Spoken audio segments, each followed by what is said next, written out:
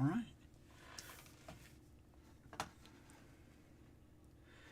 That's set. Bring this up. Start this.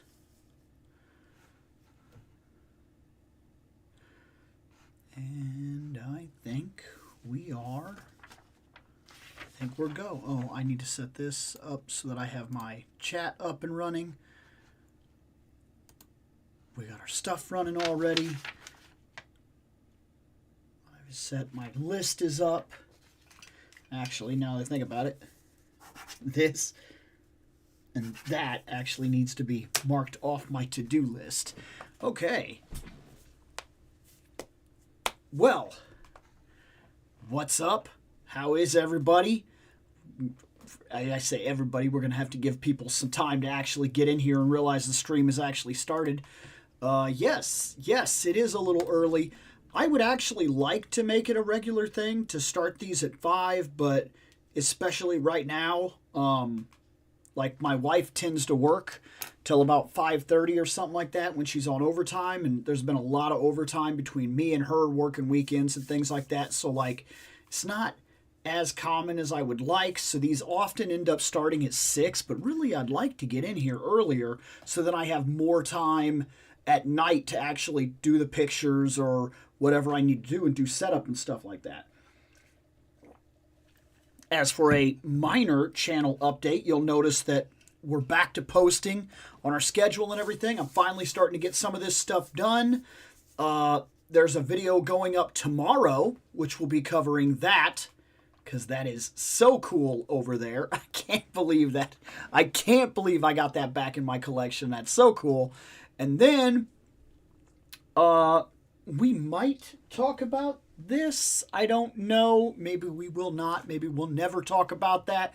There's a lot of stuff going on in the room right now as I'm trying to rearrange, move things around, change a couple of shelves. Like I had to move the Star Trek down to make way for this playset thing here. And then when I decided to do that, I had to move some of the Barbarians and random stuff up here. So it's been kind of a back and forth all over the place kind of situation. And and then while I was doing it, I decided that maybe I should change some of my storage method. So I went out and I bought all these totes because I'm going to do something with them that hopefully will future-proof a big portion of something. Like, I'm starting to sort things out like Hasbro 1/12 heads are all going in the same basket now. Instead of, for a long time, I've had them all separated out like, you know, G.I. Joe and things like that. But really, when it comes right down to it, I don't know that I have enough G.I. Joe to really justify that type of storage. I'm still fighting with myself about it. I've got a couple of other totes that are smaller that I'm going to be looking into some stuff too. But I'm rearranging a lot of stuff. And I got one of those totes for nothing but stands and things like that. And that's what I'm working on. That's what I'm doing back there. And if you'll notice, down in the corner, we got one. He's right there. We got him. He's there. If somehow we don't end up talking about him today, I will end up doing a standalone video with him, more than likely tomorrow, and it will go up Christmas. Like, we'll see how that happens. He's so ridiculously big. I don't know if I should automatically make that a video like that, or what I should really do one way or another, but we'll figure it out. So far, we're at 4 minutes. We have Playmates and Marvel Legends at a draw, and we'll figure out how that goes as we go. I'm noticing, need to see if I can fix this real quick. Yeah. There. Hopefully, like I said, there will be, how do I put this? Now, how do I put this? I'll just say exactly what it is. Hopefully, after Christmas and everything, once I know exactly where I stand, that camera's getting replaced. Look, I don't hate that camera. I've actually had worse webcams.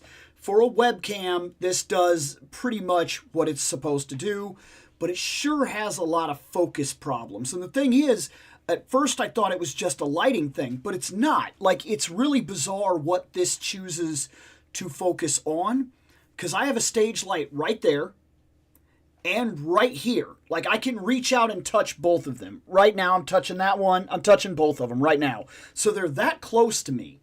And then alongside those two lights, I have another light that's above me and slightly back. Maybe that causes a problem. I don't know. See, because there it goes again. There, now I'm back. I don't know how this chooses to focus. It's supposed to have face tracking or whatever, but it's really bad. And the thing is, like I said, I've had worse webcams. This is one of those Logitech webcams, and it's fine. It's done its job for what it's worth, but it's time for a new one. And the one that I've been eyeballing looks really good. It'll set me back a little bit, but it'll definitely be worth it, especially with the way that we handle our stuff now. But we'll see that. We'll see when I get it. Did I see the new Street Fighter movie, Left Out Sagat? No, I didn't. I'll be honest with you. I haven't been keeping my eye on that Street Fighter movie. I know a lot of people are talking about it. I need to do some catch up with it, because I know there's information out there about it, and I know people are already talking about it, and I know basically the whole thing is casted, and like, I've even seen some of them, but I really don't know much about it. And I think the reason for that is, like, they did an animated Street Fighter movie, and it was fantastic. Then they did another animated Street Fighter movie, and it was okay at best. Like, way overblown, Dark Hado, extremely, like, I don't know how to explain it. It was overblown for what I was watching, and like, there was a little kid in it, and like, I don't know, something about it always kind of bugged me. It never felt like a great Street Fighter movie to me. And then there was an entire series of Street Fighter, an American series, which was some kind of special level awful. And then there was another Street Fighter series, which was a Japanese series, which is an anime, and it also was some kind of awful. Like, look, it's fine at best. That Street Fighter 2V, people complain so much about the lore in these things being wrong, where they're like, oh my god, they don't even know these characters, and yet there's an entire, like, fan base of people that love Street Fighter 2V, and I'm like, really? Because, wow. And then, when Street Fighter 2V is done, so now I've got like an animated movie and two animated series that are bad, and then I get an actual live action movie that's bad, that's like followed by another live action movie that's just Chun-Li and is also bad. Like, they started talking about this one, and they were like, hey, there's going to be a Street Fighter movie, and I said, I don't care. I don't care. Like, am I going to see it? Yes. When it comes out, I will watch it, of course. Look, it's a Street Fighter movie. I watched all the other ones. I may as well, right? But my expectations for such a thing are shockingly low at this point. Like, shockingly low. So I haven't really kept up with all the movie news, because wow, you know, just after you've lived through as much disappointment in Street Fighter as I have, you just kind of learn to go, I like Street Fighter. And then people go, oh, what about, no. just let me like it, okay? Hey, what's going on? Merry Christmas. Yep, to you too, also. Saw the Jay Garrick is getting released with his hat. I love that. That's the Flash pretty much that I wanted. Arguably. I did a short talking about it. And at the same time, That's the Jay Garrick I want, which leaves only one for me to get. I need an Alan Scott. Once I have an Alan Scott, I'm not saying it's complete. I'm saying I could use other JSA members, but for the most part, the JSA that I need as an absolute, I've put them together. I'm done. At this point, I'm just adding to the roster. Let's see. After months of searching, I finally found the Star Wars novel. I finally found Star Wars: The Essential Chronology, along with 2 hardcover versions of... Is that one or I? Jedi and Legacy of the Force Sacrifice. I'm not into all the extra Star Wars stuff. It's too much for me. It was berserk. The name switching always bugged me. M. Bison is such a dumb name for an evil dictator. It's all I've known? So, like, okay, let me put that into context. When I grew up, it was all I knew. We didn't have the information that is available. It's kind of funny to me when I look at it. Nowadays, it's very normal for anybody in their 20s or whatever that, like, watches or plays or knows Street Fighter to go, oh, and they switched all the names around. All right, so to you, because you already know this information, you were able to say, hey, this is where my mind contextualizes this stuff and I think it's stupid or whatever. But to me, growing up, those names were the names. We didn't have the instant line information that everybody has. Like, I grew up playing Street Fighter in the arcade. Then I went from the arcade to my Super Nintendo at home. Then I played it on my Super Nintendo at home, and while I was doing that, it never hit me that anything was wrong, that anything was, like, incorrect. Like, people go, oh, well, Balrog, that's not his name. That's supposed to be Vega. Vega's supposed to be over here. He's supposed to be M. Bison. Yeah, I get it. But, like, when I was growing up, it didn't hit me because it wasn't a thing. Like, nobody was talking about it. Just like when I grew up, it wasn't Macross. It was Robotech. That's the way it was introduced. That's the only information that I had. So for a very long time, I didn't know that something was wrong. And so by the time I finally was old enough to know, which I actually have a video on the channel that talks about this. It's called Cammy. I think it's called Cammy is My Gateway to Fandom. It was specifically Cammy White. I was looking up some pictures of Cammy White because she's the best Street Fighter, and that's the only reason I was looking up pictures of Cammy White, and you can't prove otherwise. I was looking up pictures of Cammy White when I stumbled upon a fan site that talked about all of her history, and then it talked about a bunch of other characters, and I started realizing that it was way more expansive than it really was, or really seemed, and that's where I started learning about name changes and all this other stuff. But we're talking like, I was already nearing the point of leaving school by the time we're talking about. Like, I'd already gone through basically my entire younger life. It's like somewhere around 2003 or 2004.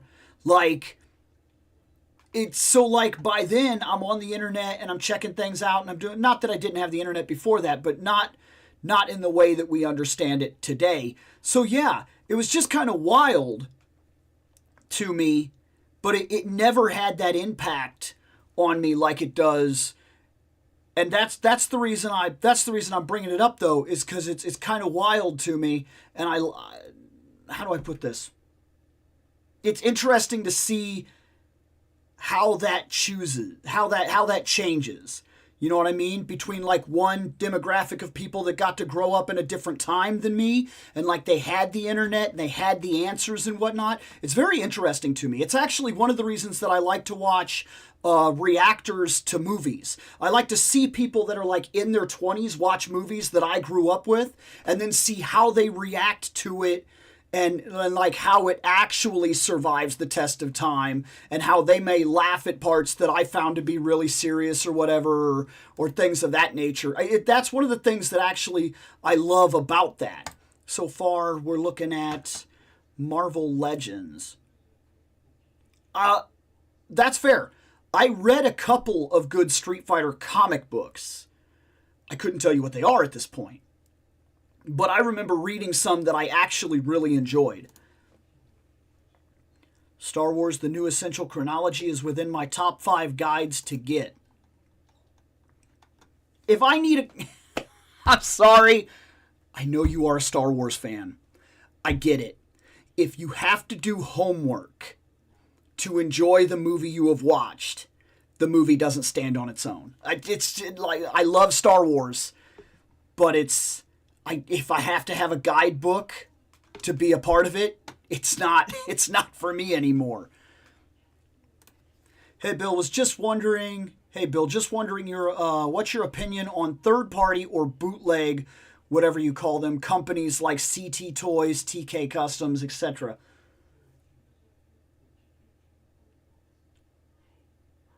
There's a reason I paused after reading that. I feel like we've discussed this. Now, I could be wrong. That's very possible. But I have this like weird feeling like we've actually went over this topic before. If we have, I don't have the reference for it right now to be able to say, hey, check out this video and then move on. So we will kind of talk about it. So let me write the vote in, and we'll actually talk about this for a little bit here.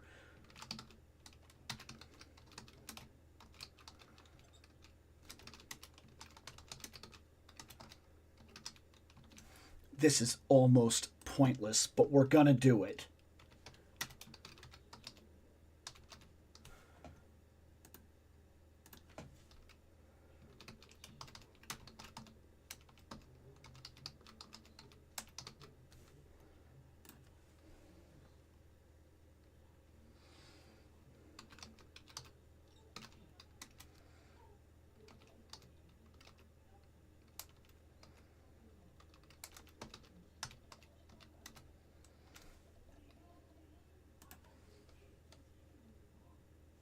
Oh. Bam. There we go. Let me fix this. I cannot wait to replace this camera. Bam. Bam. Okay. So, here's the thing. What do I feel about bootleg companies like CT Toys, TK Customs, etc.? I feel like I know for sure we've talked about this before. We're going to do it again. So here's my thing. I don't necessarily love the idea of bootlegs, okay? I don't love the idea of bootlegs. And by the way, I do not put customs and bootlegs in the same idea here. I do not. That's a completely different argument altogether. I'm not against customs in any way.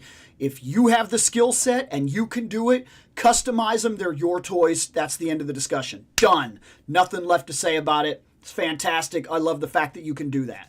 100% on board for customs. And the reason I bring that up before we even go into this is I've actually heard people in the toy business world, like they make toys, that they actually speak out against customs. I find that interesting because I don't see the irritation there about people's customs. That's their plastic. Let them do what they will with it. And if they have the skills to make something that you refuse to make anyway, that's your problem, not theirs. Now on to this, however. So with things like CT Toys, TK Customs, and like I said, this gets into questionable territories here and there. The issue that I have with things like CT Toys,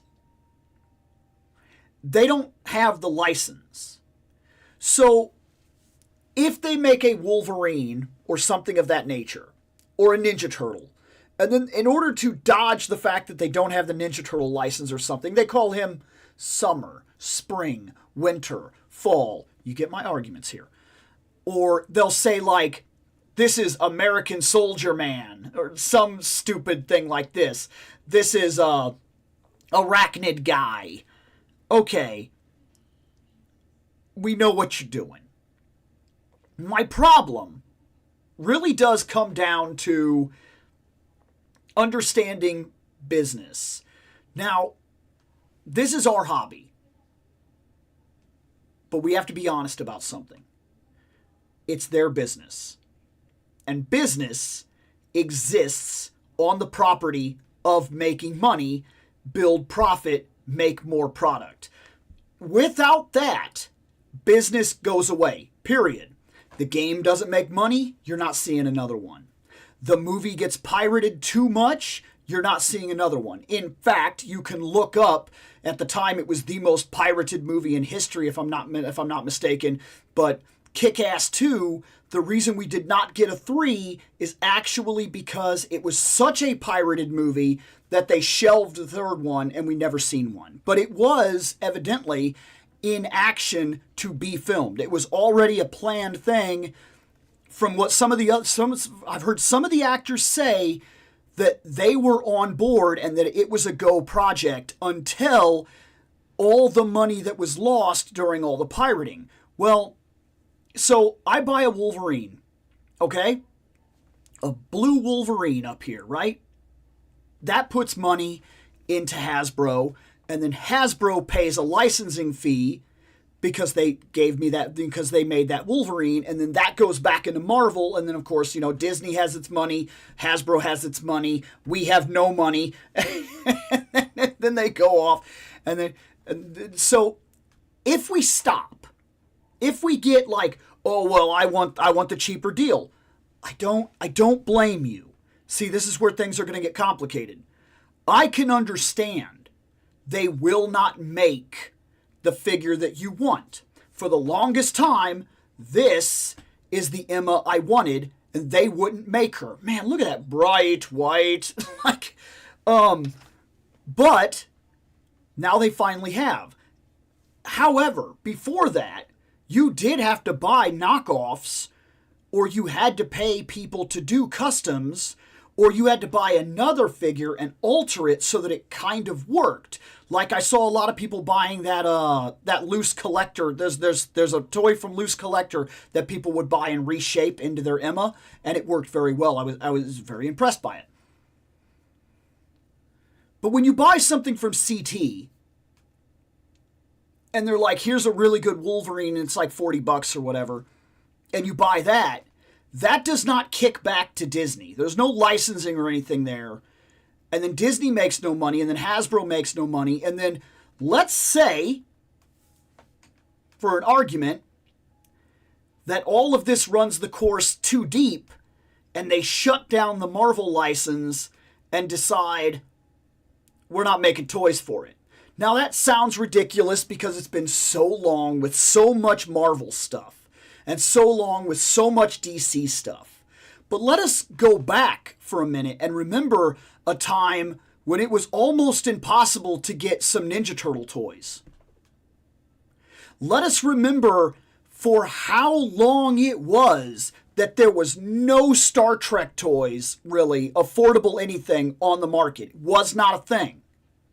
Let's think about all the properties that are coming up right now that are all of a sudden booming, that for years there was nothing. Think about, and this actually runs for me, think about things like Conan the Barbarian. Conan the Barbarian is in an uptick right now. All of a sudden his license is out, he's got a new comic, he's got new figures, new statues, like new books. He's on an uptick. And it rocks. It's so good. Before that, there was nothing. I mean, there was nothing. In an affordable, realistic, I'm just going to go out and get a Conan figure, there was nothing. All of a sudden, we have Fire and Ice figures. Before the Frazetta Icons stuff, Fire and Ice figures? Tell me the last time that you remember before right now that you were buying Tigra. that you could buy Necron. Really? These are properties that pretty much had nothing. Now they're on the market, and there's a license that is kicking back to the main holder, and the main holder makes money, and then they're like, okay, well, we're actually making money. We'll allow more toy companies to come in and play with the property and make more stuff. Look, it's a business, whether we like it or not. So every time we put money into something that doesn't kick back to the main holder, there's a questionable area there as to how much we actually hurt ourselves, and then we end up getting nothing. And it sounds ridiculous, like we're not going to get nothing. Okay, all right. Where's Kick-Ass 3? Where is it? Like, and I know I'm using that as a main example, but there's many other things. If they were to put out a figure line and the figure line doesn't make money, it goes away. If it doesn't get supported, it goes away. If the single comic book issue comes out and it's a character you like, and you just say to yourself, well, I'm not about to pay $5 a book, so it's not going to get sold. Well, that's fine, and I'm not telling you not to vote with your wallet, but when you make that decision at the same point, the single issues don't sell. They get about 5 issues in and they go, the book is canceled. It's done. It's done. That's the end of it. The book is done. And then maybe you'll get to see that character in something else, but if it's not making money, it doesn't keep going. Things like She-Hulk and whatnot, where they run for a while, then they disappear for a while, then they come back and run for a while. Power Girl the same way. Power Girl will have her own book. She'll run for a while, then she'll vanish for multiple years and only kind of show up as a joke or a side character and other things because she doesn't have the money coming in to sustain her own book. That's true for a lot of these different ideas, especially with things like toys. The toy line doesn't make money, and the license doesn't produce any money from actually putting the license out to things like Hasbro and Mattel and whatnot. Then they're not going to do it. And so I think about stuff like that a lot when I think about stuff like CT Toys. And then, because I told you this is complicated, then I think about how I want the best Wolverine on my shelf, right? Because I'm not saying I'm not human like anybody else. And if I want the best Wolverine, and for some reason the main company with the license won't do it, but CT for some reason will, where does my money go? Am I saying that's right? Not necessarily. Am I saying that's real? I'm kind of right there. I'm kind of saying that that's the reality of the situation. Look, if things like CT Toys and TK Customs and things like that did not have a market to survive in, they wouldn't be here.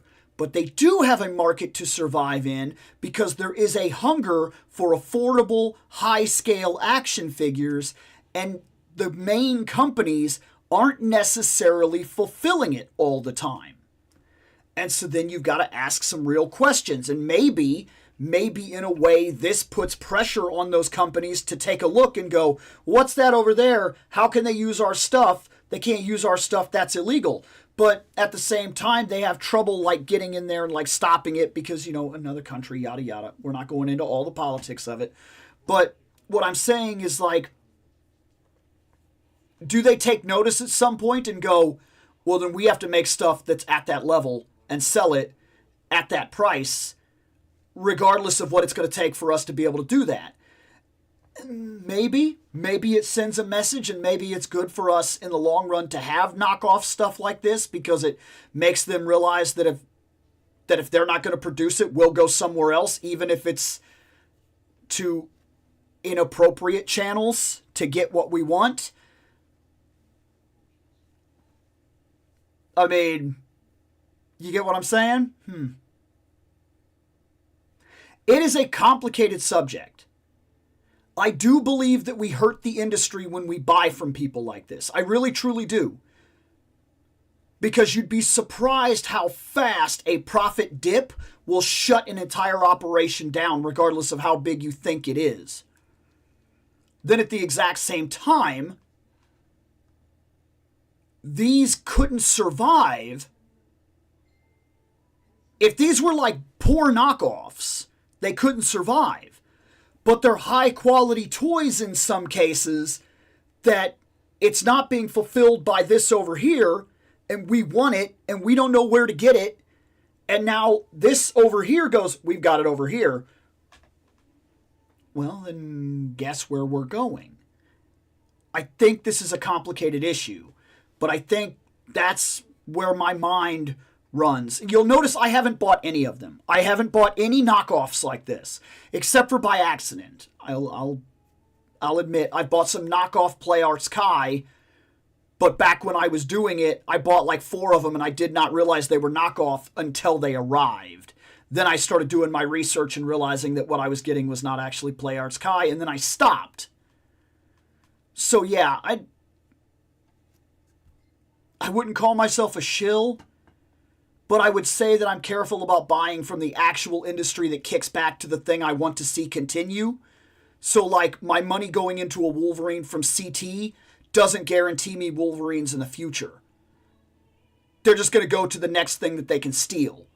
And that's not really what I'm interested in, is the next thing they can steal. It's the next thing that I want to see continue because I love the thing that I'm actually putting my money into. So it's a very complicated thing. I think there's a lot of angles here, and I'm not even saying I'm right. It's just that this is very complicated on a business aspect, on a consumer aspect, on a personal concept, and this is kind of where I sit. And that's the reason I don't have any of them, is because my mind does those gymnastics every time I see one of those come out. And I'm surprised that big YouTubers review them as much as they do. I'm surprised there's no kind of, like I see big YouTubers that like have very blatant deals with like Hasbro, where Hasbro's like, and like Mattel and whatnot are like, hey, here's the figures and you can review them. We'll get them to you early and everything. And then yet they're also still somehow like reviewing CT knockoffs. And I'm like, how does that not immediately make you something that they don't want? And then you can also tag this back to manga. In the manga industries in Japan and everything like that, you love manga. But then there's all the fanzines that come out. And I'm not just talking about dirty books here. I'm not just talking about dirty books. Get your mind out of the gutter. This isn't just the doujinshi stuff. I'm actually talking about like the fanzines that are also legitimate other side stories to material, but they steal characters and storylines, and then they make like little one-off like romances or like dream fights or crossover multiverse comics and stuff like that, and they sell them at conventions.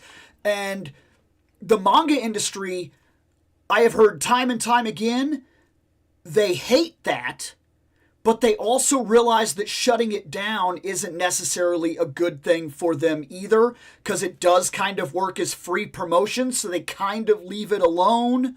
And I've heard a couple of interviews, like from producers, editors, not producers, wrong terminology, that where they have basically blatantly said, I don't care for those books, I won't buy one, and I tell my employees that work for me not to support or buy any of that stuff either, because it cuts into what we're doing and it illegitimizes what we're currently working on. But at the same time, it would be a dumb thing for us to shut it down, because if we do, it's going to look a certain way on us, and then the kickback might actually hit us anyway, that we took away something that they loved. And so, yeah, it's a very... And then, you of course, you see it with things like Nintendo. Nintendo is draconian about it. Like, you touch one of their properties, and they come running with that hammer, man. They don't like it when you touch their stuff. And they're a little out of control. They're a little too much on the extreme point. So yeah, it's a very complicated question that you ask, in all honesty. I really do believe that. You could spend an hour discussing the logistics, the economics, and the morals of it. And I still don't know that you'd hit the guaranteed this is where we are type of thing. So the Sentinel, to everybody's surprise, has won. I know. Everybody here is surprised. They did not see that coming. But we're going to open a Sentinel. It was the letter 1. Oh, sorry. It was the letter I, lowercase l, I, uppercase, lowercase, whatever. Legacy of the Forced Sacrifice is the 5th novel in the series. Jack and Solo turns to the dark side. Mara Jade Skywalker. Like, I know about this, but I've never read this. And nor do I really intend to, and it's just extra to me. No hair, Joe. Okay. Okay. Oh. You don't worry about, there doesn't need to be any proof about the Cammy video, okay? Hey, thank you. Again, man. Thank you very much. That's crazy, man. Thank you so much, honestly. As for IL1, whatever, Jedi, Jedi? Is it Jedi? It must be Jedi. Tells the story of Karan Horn from the first-person perspective during the Jedi Academy trilogy. Also, his wife Mirax is kidnapped. All extra. I don't know enough about it to even discuss it with you, man. Hello, Bill and everyone else. Ran across your channel days ago. Thank God. You are a collector with logic and common sense. I try, to be fair, but I will tell you, when I am a putz, I will even call myself out. Look, I'm a Spider-Man putz, okay? I'll buy it like an idiot. Not all the time. I can sometimes walk myself back from the edge, but for the most part, Marvel Legends comes out and they go, hey, Bill, you already got these Spider-Mans? And I'm like, I do. I very much already have those Spider-Mans. They're like, this one is a different shade of blue. And I'm like, God, I'm so bad about it. I hate it. But like, oh my gosh. You know what I mean? Ghostbusters is a perfect example. I hate the films, but my uncle will sacrifice his life for anything Ghostbusters related. Wow. Oh, you hate the films. That's interesting. It really is. That is to me. Because that's very much like a hardcore staple of my childhood, man. Like, everybody loved Ghostbusters.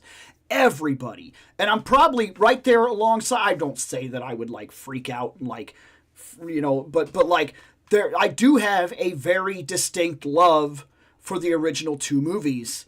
And, like, they're kind of like repeat films for me. I love to watch them every year. And that's interesting to me. Very much so, because like it was everywhere for us, man. It was the toys were everywhere. There was the series, there was the comic books, there was like it was everything to us. Like Ghostbusters was so big, and I've actually worked alongside some of the Ghostbusters in the area, actually for here that do like conventions and like charities and things like that, and like film some stuff for them. The new essential chronology pertains to the original lore. Disney's sequel trilogy does not apply. Extra. Sorry if you have talked about third-party companies. I'm fairly new to watching your streams. No. Don't worry about asking questions and stuff, man. It is what it is. But because I feel like when you asked about it, I feel like we've had that discussion. There might be a chapter somewhere in the Toy Topics playlist that already talks about this, but I can't remember the name of it or anything like that, and I didn't want to look it up, so I was just like, you know what? We'll talk about it again. And so we did. Let's see. Love Star Wars, but expanded universe stuff often has the problem of being too focused on movie characters. Not as much as Star Trek, but there's such a big universe, yet so much of it is focused on the movie characters. I think Star Wars does itself real favors when it walks away from Luke Skywalker and his family. Like, Star Wars is a universe that is so expansive and has so much going on. that it's the possibilities for storytelling in the Star Wars universe are endless. And instead of that, we lock ourselves into this tiny little bubble of Star Wars, this little bitty bubble, this ball, this condensed little ball of tiny, the world is really, it's a small world, you know? I hate that. If I have to say there's one thing I actually hate about Star Wars, it's that. It needs to step away from its one family line, and it needs to focus on the fact that it's built this unbelievably expansive, infinite story possibility universe and do something with it. Like, talk about wasted potential. Hi, Bill. Merry Christmas. To be honest, Vega is a better name for a Spaniard than Bullrog. Vega is a Spaniard surname. Bullrog is not. So some of the changes made more sense to me, at least. No, I won't argue with that now. I'm just saying that when I was growing up, and like because of the time when I grew up and played with all of that stuff and everything, it never hit me that it was a problem, and I just don't have any kind of passion about the names other than some people call him Vega, some people call him Bison, some people call him Bullrog, and it doesn't really bother me to any real extent, because like it just didn't matter back then. Most third-party Transformers don't have the insignias, for example. Oh yeah, no. Now that you say that, no. For some reason, you're right. I never even thought about that. You're right. A lot of third-party Transformers don't have the insignias. Yeah, they're just blank. Amazing Yamaguchi did exactly what you're talking about. They haven't put out a black suit Spider-Man for years despite fans wanting it. But then Mess Toys came along and made their own, probably pushing Amazing Yamaguchi to make their own. Right, yes, absolutely, right. Let me rephrase my Ghostbusters comment. I love the theme song. That is iconic. But the humor of the time, I'm just not crazy about. I should have... Oh, you know what? That's very interesting. And that's exactly what I was talking about. I like to see... Like, I told you that one of the things I like to do is I like to watch... No, I don't like to watch, like... One of the things that I don't really like to watch, like, a reactor that's around my age. Most of the time, they're lying about the fact that they haven't seen something, or they just feel slightly disingenuous, or they're very much stuck in their ways. And they're like watching things from the past or something like it's just kind of weird to me. But I like to see younger people that I know they're young enough that they probably have not actually seen this and how they feel about the property, because it is a different time. It had a different humor. They have a different flavor about the way movies were made and sometimes it's interesting to see what I thought was innocent or fun or stupid or funny, and it doesn't sync with them the same way, or sometimes it does, and it really puts it in it like really kind of makes me feel like, all right, so this is classic for a reason. And then sometimes it's interesting to watch people that were not a part of the time that like watch like a set of movies, and you always see it in the comments. They're like, skip the second one. It's not worth any of your time. You'll just be wasting your time. It's garbage. The only one that's worth seeing is like 1 and 3 and maybe 5. And what's funny about that is I'll watch these younger commentators. They don't have the expectations that came with that property. Like, for them, they're going to go from this movie to this movie. They're not going to go from this movie, then wait for 2-3 years or whatever, then go to the next one expecting one thing, not get exactly what they wanted, and then go, oh, that's terrible, it's one of the worst movies I've ever seen or something, and then hold on to that for the rest of their lives.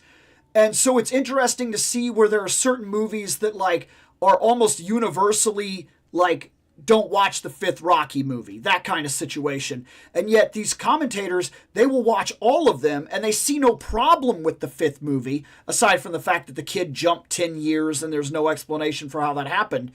And it's interesting to see younger people that just were not, they weren't of that time or that expectation, and they're just watching a movie now. They're just watching a movie. So it doesn't hit the same way that's one of the most interesting things to me, is to see how that attitude changes. It's very interesting. The humor was more natural than forced MCU jokes, I will admit. As Star Wars, seriously, man, Star Wars has like 10,000 plus characters, yet people only focus on Darth Vader. Or right, exactly. Like, it just blows my mind that you could have that level of storytelling potential, and everything just seems to like swirl around the Skywalker family. I had made up a post-expanded universe continuity. It's really just fan fiction, but I set it 300 after the Battle of Yavin, and it has no Skywalker family, though they're considered historical for restoring the... I mean, I get it. Okay. Oh my gosh. Ugh. Wow. First off, what? All right. Look at this thing. Like, this is ridiculous. It is sitting on my lap right now. This is unreal. This is the X-Men 97 Sentinel. And because of the way it was packaged, by the way, you'll notice that mine has a little cut, because this was packaged tight.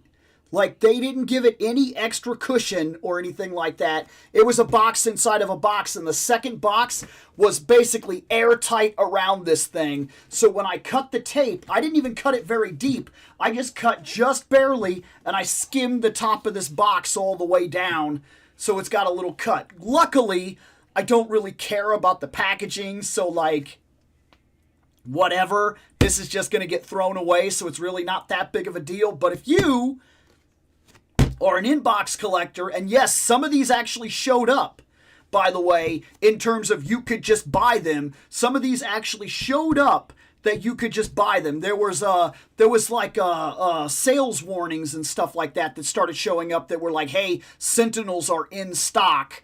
So there were chances for people to buy these in the afterthought. But this is the box, X-Men 97 Sentinel. So let's start with one of the basics here, okay? To me, because turn this thing here, that's a Sentinel. I get that there was and I'm going to put this in quotes, guys, art is subjective.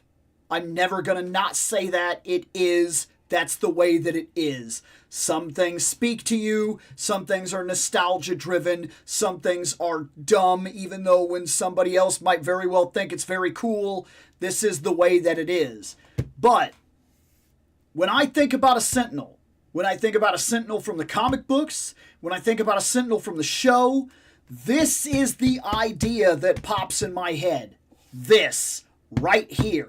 I know there was another Sentinel before this. I know there have been multiple Sentinels before this, and I know how people feel. They're like, oh my gosh, like, the other Sentinel was so much better, yada yada, blah blah blah. All right. Good for you. When they showed this, and they said this is going to be a thing, who wants it? And I saw what it was going to be. I saw a lot of people complaining that he's too basic. That's a Sentinel. Right there. That's what they looked like. X-Men 97.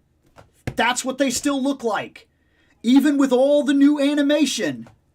That's a Sentinel. Sorry. I'm not seeing the problem here. This is exactly what I wanted. That being said,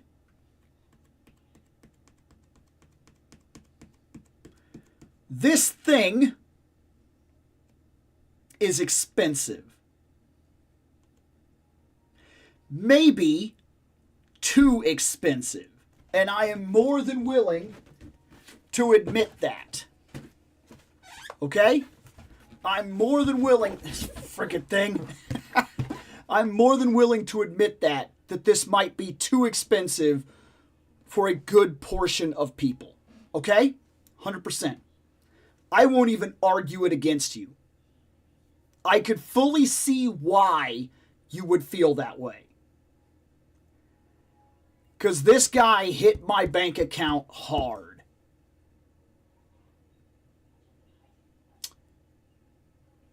That being said,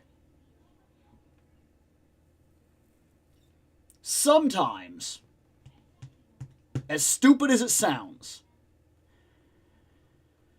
it does not bother me to drop a stupid amount of money if I'm only ever going to have one. That's the truth of it. I saw the price on this guy. I argued what he's worth. I have multiple videos on the channel talking about it. I could justify his price if I really wanted to. He has more articulation than most of the other figures in the line. That's fair.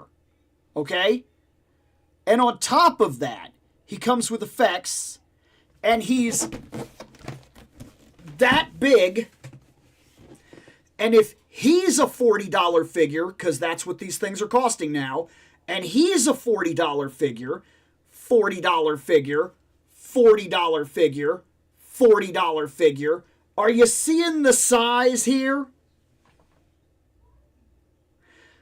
Cyclops is this guy's leg, and from how heavy this feels, he doesn't feel like he's hollow.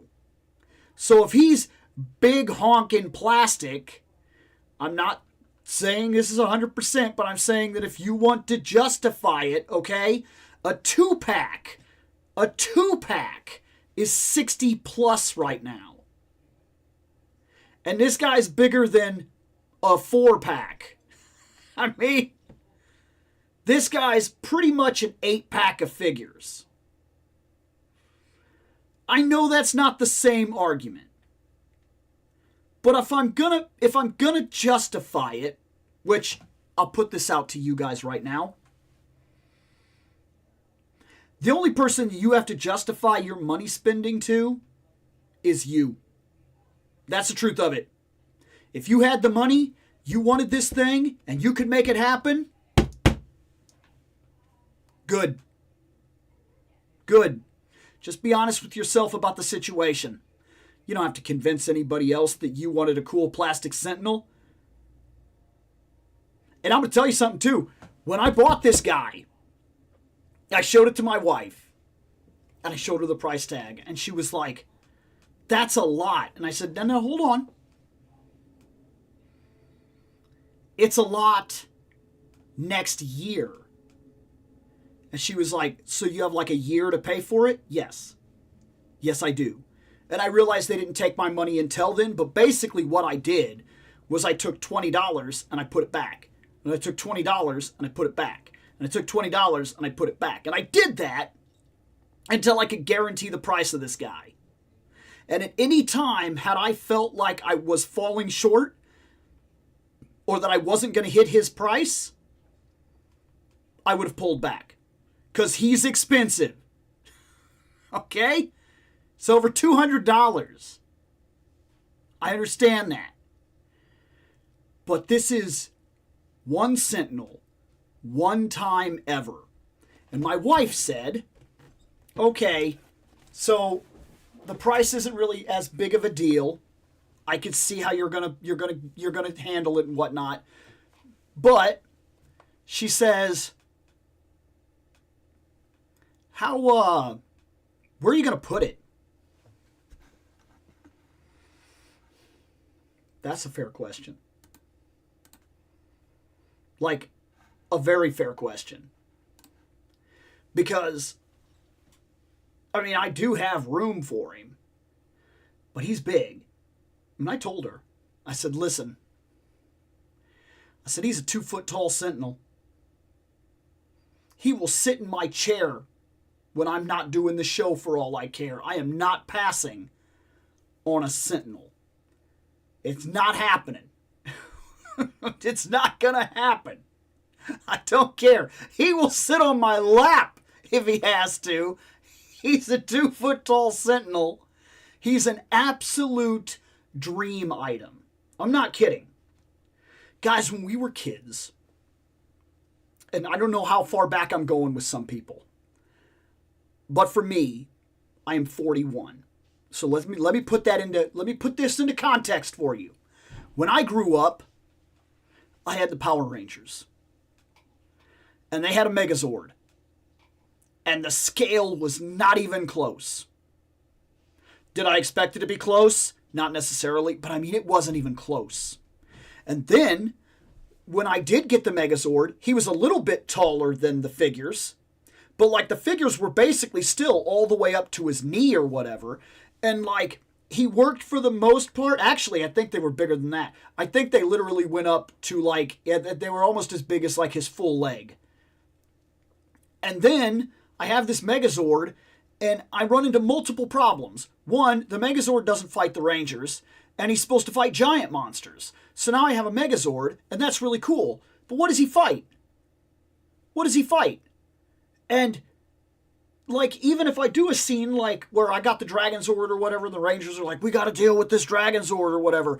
All right, so how do you deal with that? And there was a play pattern in my life when I was growing up that, like, my Rangers would fight monsters. Then the monster would, like, get defeated or whatever.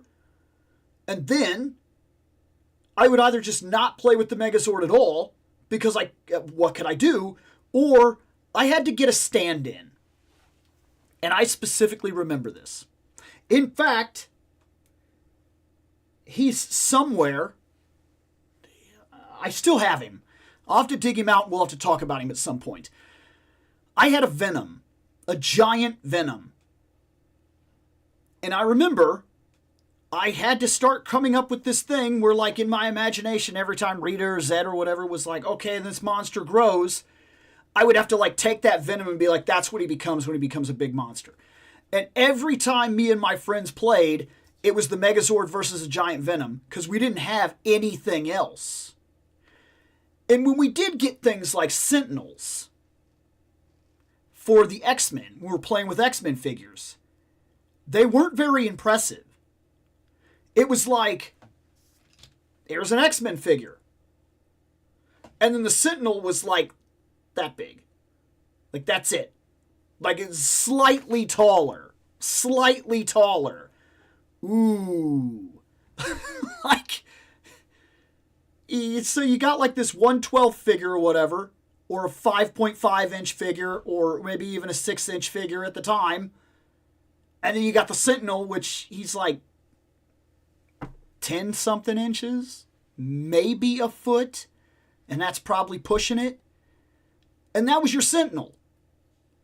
And when we were growing up, you would watch this on TV, or you'd read the comics, and the Sentinels were these big, defining enemies. One Sentinel. And I realize that sometimes the cartoons and the books play them out like the X-Men are dropping them easy. And that's a misunderstanding.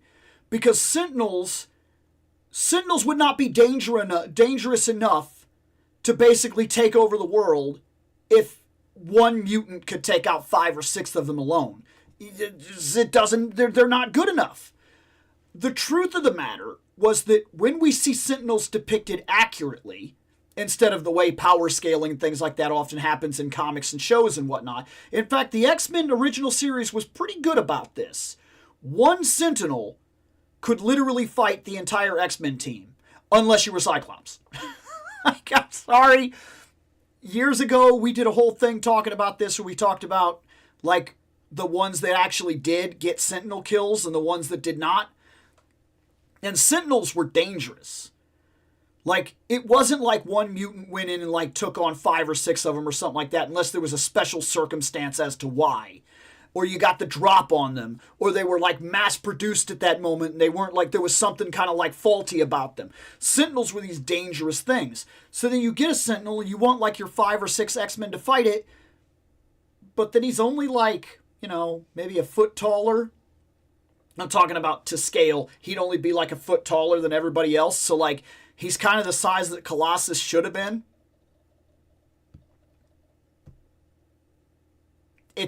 It just wasn't there. It just wasn't there. Sure, I played a lot of toys, had a lot of fun, didn't care, didn't bother me that much, but there was always in the back of my mind, just like I wished that I had a bridge, like an actual bridge for my Star Trek people to be in. Just like I always kind of wished that I would have had the Ghostbusters firehouse, and I didn't. Little things like that still kind of sit in the back of my mind, and always will. There's always going to be certain things in toys that you wish you had. Except for Star Wars, I don't have that problem because my favorite Star Wars toys were the Micro Machines, and there was an easy way to create scale because that was your X-Wing, so it was easy to get a playset that was all about maybe this big, and it worked. But you couldn't do that with X-Men stuff. So there was always this thing like, the Megazord isn't big enough, I don't have giant monsters, I don't have a giant Sentinel that like looks to scale. Now we're living in a day and age when it does exist. I'm not saying it exists at a fair price tag, but because it is so unreal, it's so unreal, it's so impossible to reach. Like, when was the people that say things like, "Oh, it should have went retail," it was never going to happen. It was never going to happen. It's not the day and age for things like that. It's just not. That time has passed. Look, the Castle Grayskulls and the Snake Mountains sat in stores for so long that most of us were getting them on clearance. It doesn't sell like that anymore. Big giant toys like that. So when you get an opportunity, even if it's going to be over $200, you better believe I took it. This will fulfill an old childhood thing that simply never existed back then. It wasn't even an option. Now it is. So the kid Bill, that still lives in here with Bill, saw a Sentinel and said, "What do you want for that?" And they were like, "It's going to be about $300. And he took his wallet out. Send it. I'm sorry. I'm sorry. You know what? I'm not. Let's open this thing, man. Let's open this thing.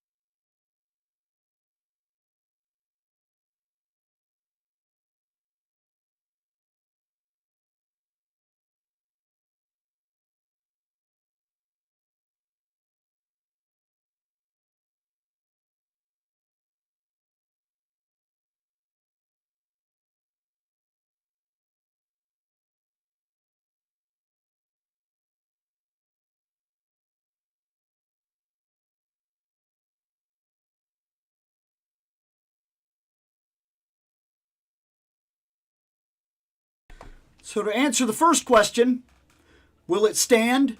Is it stable? Yes. Okay. Let's move this. We're gonna try to make this work. Doing this on the desk here.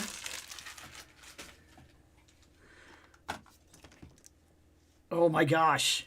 Okay, we're gonna put those there. First off, we're gonna use this first, just the one, so he's in perfect condition. Okay. As far as I can tell, it just clips on there.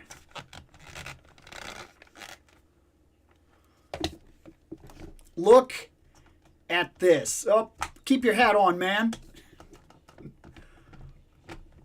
It's moving. It's actually got more head movement than I even expected. And some would say, oh, that's too limited. I don't think so, because if you remember right, even in the show, they like moved a very specific way. Like there was a very roboticness to them. So I'm not worried about the fact that he doesn't have butterflies and stuff like that. It actually doesn't bother me. Oh my gosh. Dude, yes. The individual fingers. Right. Look at this guy, man. That is sick. That's cool. That's where the blast effect and everything goes. The fingers actually close down. This guy can flip you off. I'm not trying to get demonetized, but he could do it.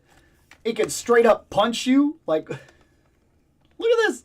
I could give him something like, you could give this guy a lollipop and he could just be happy with his lollipop.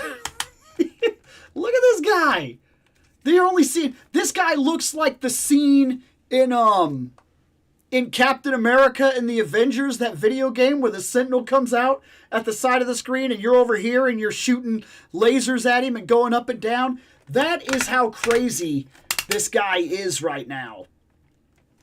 He's got that belt area. I'm trying to figure out. Okay, yeah, he does move. He does have like torso and things like that. And he does turn side to side. Oh my gosh. He's like legitimately heavy. And they went out of their way to do the bottoms of the feet. Very much like a Mega Man type of thing. That's kind of cool. Oh my gosh. His paint is nice. It's kind of like a matte finish, so it's there's a shininess to it, but in the areas where he doesn't necessarily need to shine all that much, it's pretty good. This is like a different material than the rest of him, probably so that there's enough give here that he actually can use his ab crunch and things like that. Dude, the only thing he's missing is if the eyes like actually lit up. But the paint is done in a way where they actually have like enough of a shine that it looks good.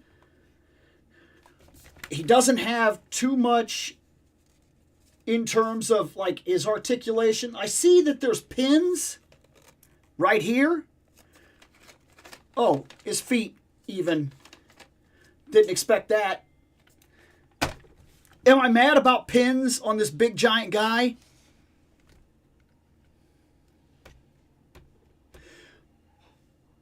Part of me says at the price he cost, they shouldn't be allowed to cheap out on anything. Part of me says that. Then there's another part of me, and maybe this part is forgiving because I got something that's like really, really cool. But there's a part of me that also says he's a robot. Does it almost look more authentic to have where I could see that where he would have been put together? Part of me says that, while part of me still calls it out. So like, I can forgive it because it is what it is, and I'm like happy to have it. But like, the other part of me doesn't really care that much because it's only right here. It's not here. It's not on this side. They are here. and they are on the inside of that part of the arm here. But like I said, I don't know how much it really bugs me. It might not really bug me at all. The hat piece just comes off. Oh, and that's cool too. There's actually like design and everything in here as well. These probably could have been highlighted better, like black lining and stuff like that. But being that, like I said, he is very blatantly from the animated series, and this is what they looked like, I don't think it really bothers me that bad. Do I need to do something in particular here to get this? Do I pop this up or just pull this out? I actually don't know. And I don't see any indications here. It looks like, from what I'm looking at with the face plates here, I should just be able to grab this and pop it out. I feel like I'm connecting with that, and that doesn't. Oh, there we go. I pull it out. Okay. Give me your face. That's him with no face. He's very concernicus. He doesn't like to not have a face. So we'll go ahead and give him his face back. There. Now he has an ouch face. And an ouch face needs an ouch head. So there's his ouch head to go with his ouch face, which that's cool. So now you can see the workings underneath of it. And then I got to get this off because we got to put this on. So we got to see what he looks like damaged. Is this? Oh, no. Okay. I thought that would be way more difficult than it was. That popped right off. Is that a concern in the future? I'm going to be honest, I don't know. You might make the argument that the fact that it comes off so easily, that's a concern in the future, that after you play with this guy for a while, will it be a problem? I don't personally know, and I don't think it bothers me right now, because right now I'm putting it on there and it's staying. But it is something to at least mention. Look, there's a lot that we will forgive at a $20 price point. Regardless of how awesome this is and how exciting it is for me, I still have to be honest about it. You feel like you wanted this to have a little bit more resistance. It comes out very easily. That could be a concern in the future. I don't know, but it's a possibility. That's his damage. So he's got damage here and damage all across the face and everything like that, which is really cool. That looks really good to me, actually. So the only thing that you could complain at that point is the more I'm bringing uphill, the more I've got to be realistic about it. Would have been cool if this would have popped off and like you could have put on like a busted arm piece or something like that, or if there would have been a couple more swappable parts.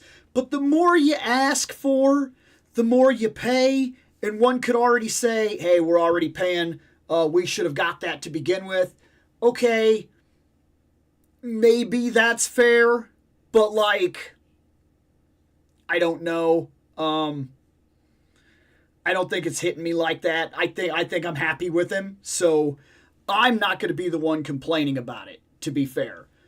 But I do see where people believe that we should have gotten more. And to be fair, he's very simple.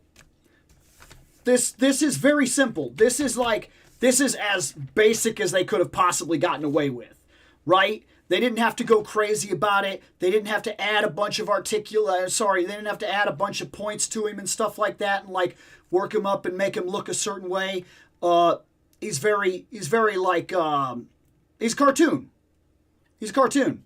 So they don't have to have a bunch of detail in his arms and things like that. But at the same time, like I've said a couple of times now, this is what they looked like. So it really does not bother me that he looks simple, because they actually did look simple. Okay, put my fingernail in there. And by the way, I have even recently just cut my nails, and even I can just easily take this off. So that that is one of the things that I would say, if you had to have a concern, maybe that is a concern, that you could easily probably get that, that could become a problem in the future. The faceplate seems more secure than the faceplate seems a lot more secure than this. But, I mean, this is staying there. It's not going anywhere. So, I don't know. And then lastly, we have a big giant blast effect, which goes in like this.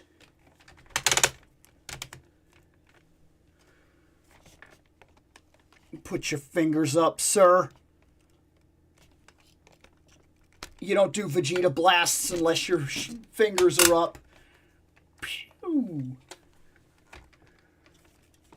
Is that how high your hand goes? That is the hand right there. Which is fine, because you imagine that if he does shoot, he's literally doing this, because everything that he's going to fight is way smaller than he is. That's crazy. Oh, I'm sorry, sir. I never put your hat back on. There you go. I understand. I'm bald myself. I like to have a hat before I go outside. I apologize for doing that to you. I'll try to remember your hat in the future, Sentinel Man. I apologize. Pew! Pew. This is cool. Look, at the price point that we are at, there's 100 things I can complain about. Okay? Sure. But far be it for me to care that much about those little things. He arrived. He is not broken. He works perfectly. He's pretty much exactly what I wanted. He's big enough to literally sit on my lap. Like, can he sit? He is on the arm of my chair right now. He is sitting on the arm of my chair right now. Look at this. Look at this thing.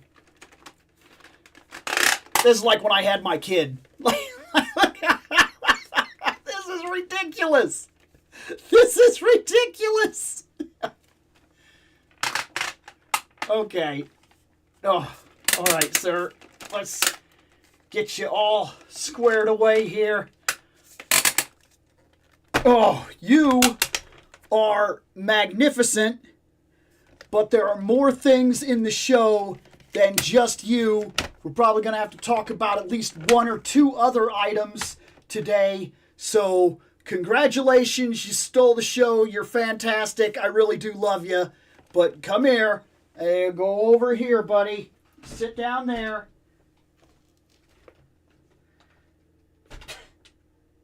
Now he literally looks like a little kid wanting some ups. Like, he's on the floor like, up, up. He's so big. It's ridiculous. It's so fantastic. Absolutely love it. Like I said, guys, I could complain. He costs what he cost. I'll be real about it.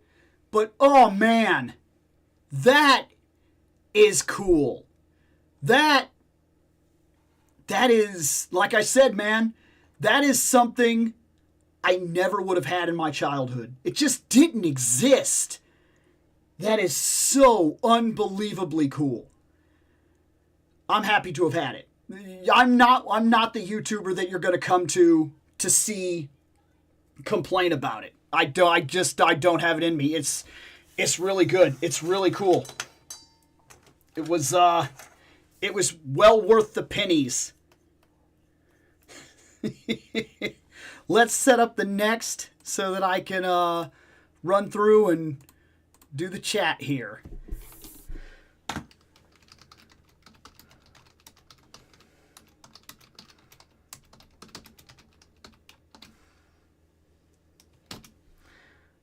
Okay, we have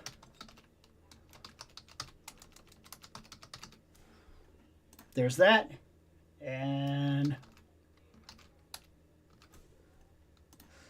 those are back.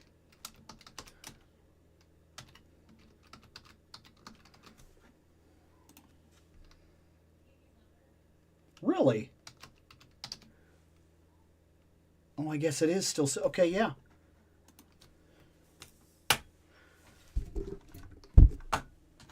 All right.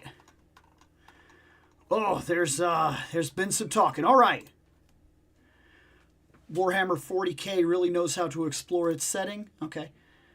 I get what you mean about time of movie releases. I grew up with prequel films at the time. Everybody, at least the people I know, loved them, but now they are universally hated except for ROTS. Oh, yeah, okay. You know what? And strangely enough, the more I've been removed over time from those prequels, when they first came out, I liked things about them. That's it. But weirdly enough, once I've been able to, over time, remove myself from the hype of the time, they don't bother me at all. Like, they really don't bother me at all. I can watch them. In fact, normally if I do decide to sit down and watch Star Wars, I'll watch the 6 movies. And it does not bother me to do so. I find something that I like about every single one of them as time has went on.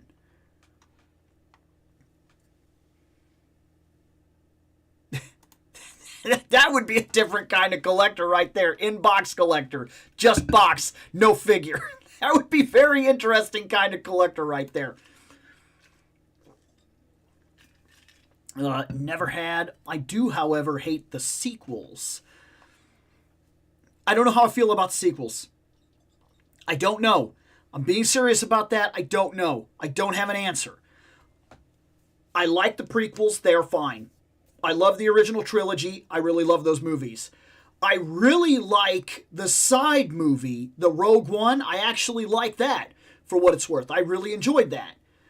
The sequels, I don't know. I really don't. And here's the thing. I've watched Solo twice. The first time I watched, 3 times. The first time I watched it was in theaters and I was like, it's fine. The second time I watched it, I couldn't get through it. I was like, I might hate this movie, and I turned it off. But then the third time I watched it, I enjoyed myself and even laughed out loud when they're in that scene and they're fighting and they're shooting in the gun turrets and everything, and the gun gets ripped off the Millennium Falcon and the thing jars, and he's like, "We lost the gun." And I hurt my thumbs, and I don't know why, but I laughed out loud for about 10 minutes at that scene and really enjoyed it and have no clue as to why I enjoyed it so much. The sequels I have only ever watched once on release in the theaters. I bought them. I need to sit down and watch them 1 or 2 more times to really get a definitive feeling as to what I think about them. However, I'm noticing that the last couple times I've watched Star Wars, with the intent to get to the sequels and watch them, I've gotten to Return of the Jedi and gone no further.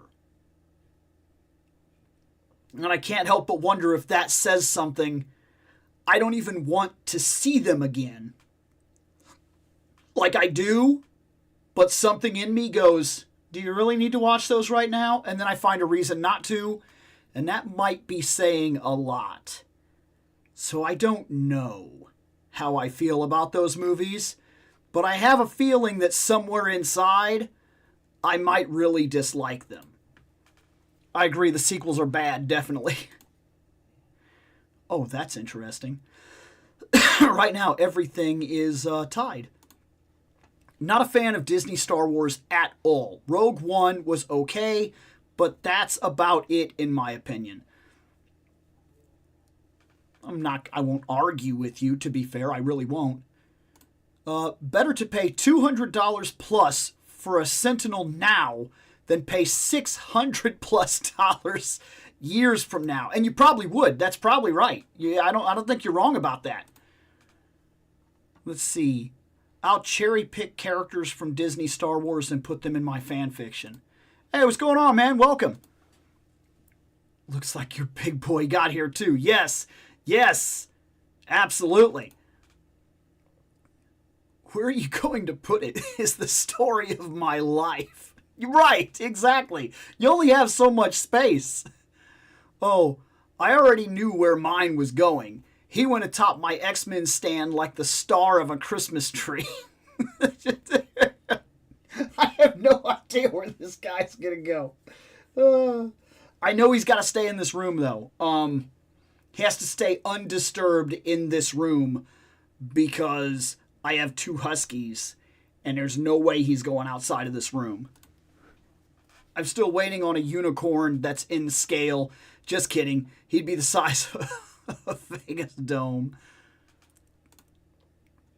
Oh, you said Unicron. I apologize. I even knew that too, but for some reason my mind thought of a big, gigantic, like stadium size freaking horse, and for some reason I thought that was funny, and then that's all I could think about. The Sentinel is beautiful, especially for those who are fans of the 90s cartoon like us. I didn't buy it because of the price and the lack of space. I don't have room to store it, which is a killer sometimes. Because look, space is the biggest enemy of any collector. And you have to start making decisions at some point, which is the reason I always regulate my collection. I have stuff coming in all the time, but just like the show always talks about, I'm always looking at what's here, what survives the test of time, what I feel about a thing, what I don't feel about a thing, and when it's time to part with it. And so there's also a lot of stuff that leaves all the time as well. I did agree with your comment about using your imagination with toys for fun, coping with life. You'd have more imagination than Hollywood these days. Nobody asked for Lethal Weapon 5.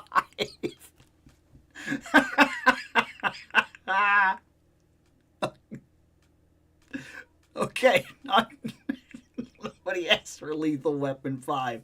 I have no idea why that just tickled me, but it did. I enjoyed that comment. Bill, I don't think I could have asked for a better item for Christmas. He absolutely looks amazing on my shelf, and anyone's probably, anyone's probably my #1 Marvel Legend of the year.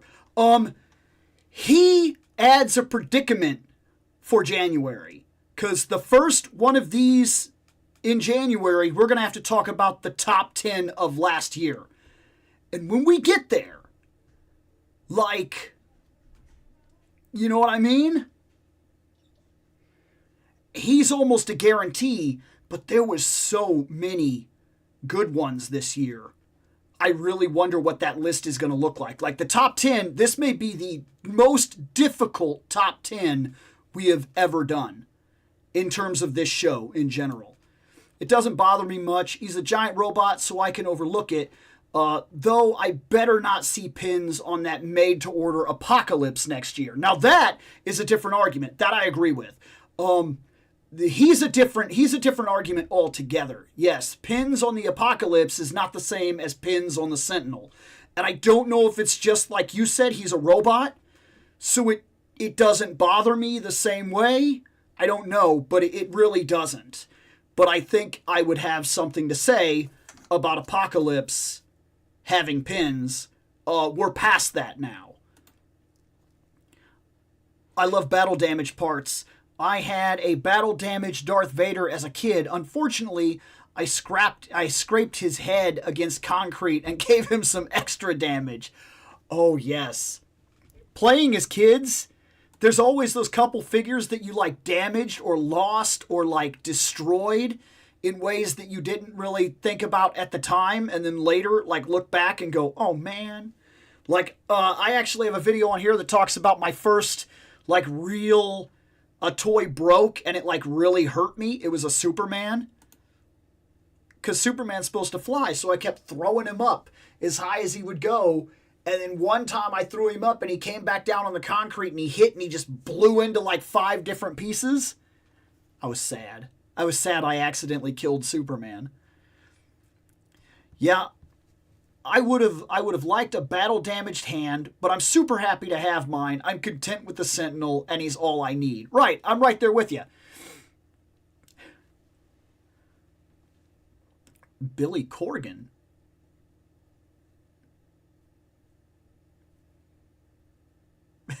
Okay. All right. Sentinel is sick. When I got mine, I was doing the John Hamm night. I was doing the John Hamm nightclub meme dance. That's fantastic. Star Wars prequels at least had a plan. Sequels are so obviously written by the seat of their... Yeah, actually, yeah. And I think that's something that I was definitely picking up on, and it really did bother me. That, yeah, it doesn't feel like there was anything... They were just doing stuff, and it really does bug me. Like, they set down the foundation for something in the first movie, and then, like, just did stuff. Like, it... I'm not going to lie, it was episode 3 that got me into Star Wars. That was the first Star Wars film that I ever watched. So you started in the prequels, the last prequel, which was a good movie, to be fair. I'm Rey Skywalker. Anakin. Incorrect. Right. Right. No, you're not. Okay, this is interesting. So, we have Origins, Masterverse, and Storage all getting a tie here. Well,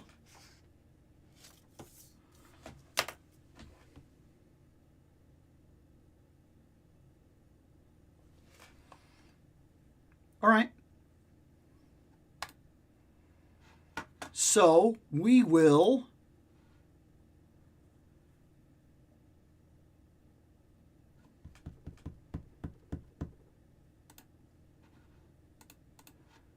let's do this.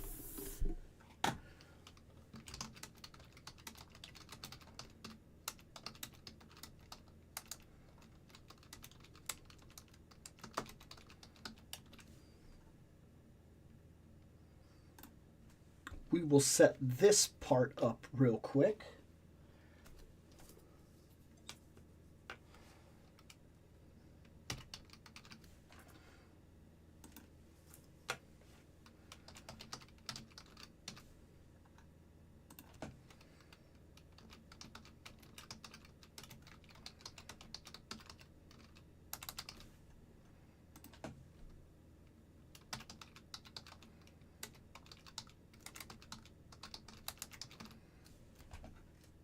Okay, let me put that in, and we are going to do a storage pick for this next segment. We're going to pull something out of storage and see where it takes us. So, yep.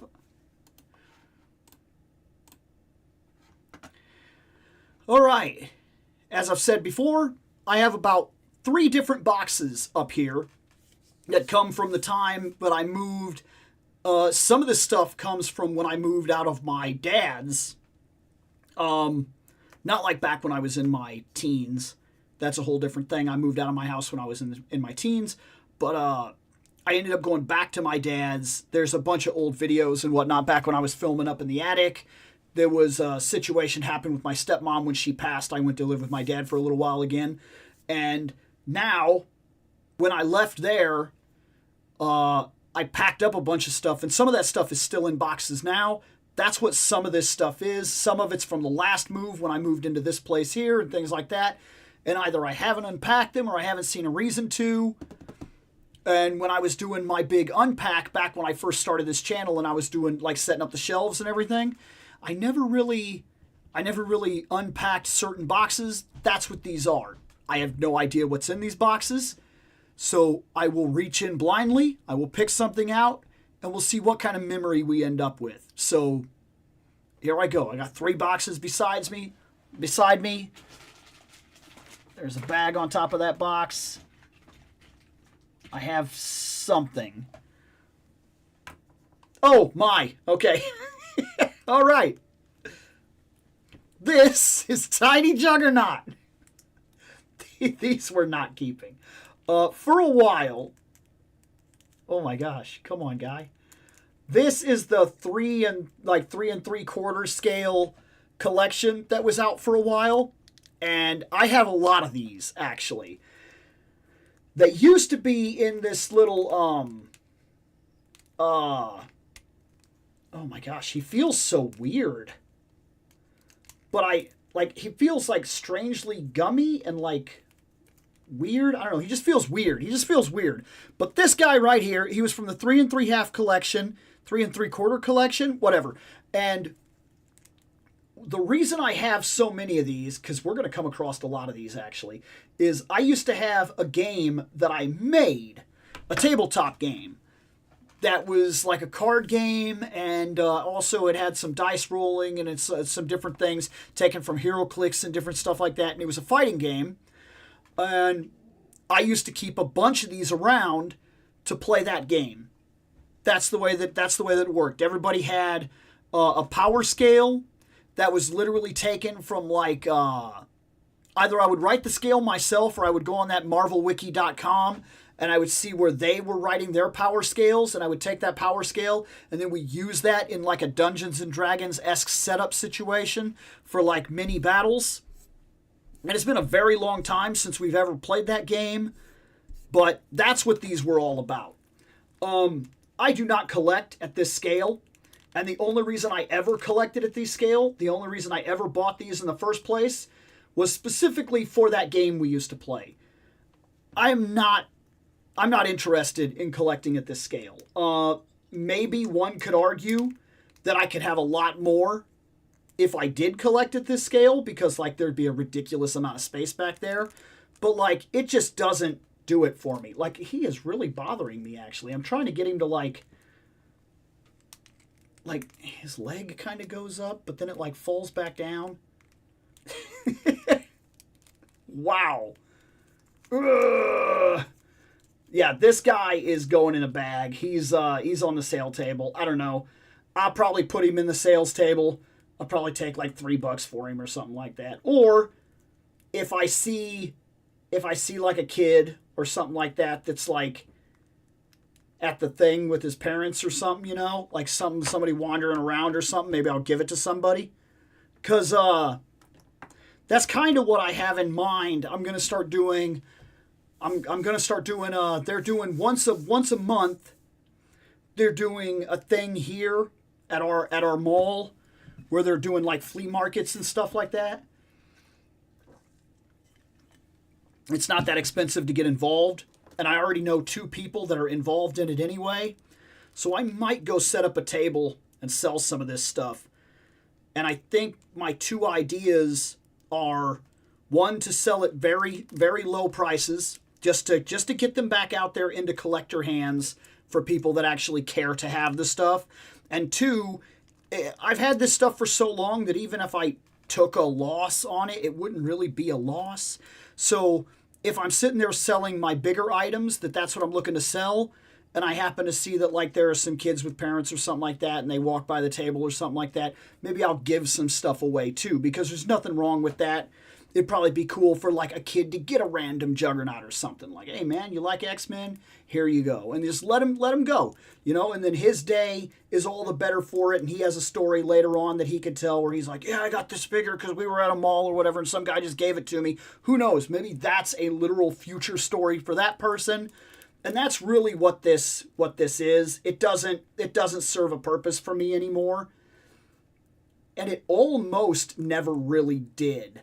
Like in terms of collecting and stuff like that. This was literally part of a card game, a tabletop type of game, and I don't think that we've played it or done anything with it for a very, very long time.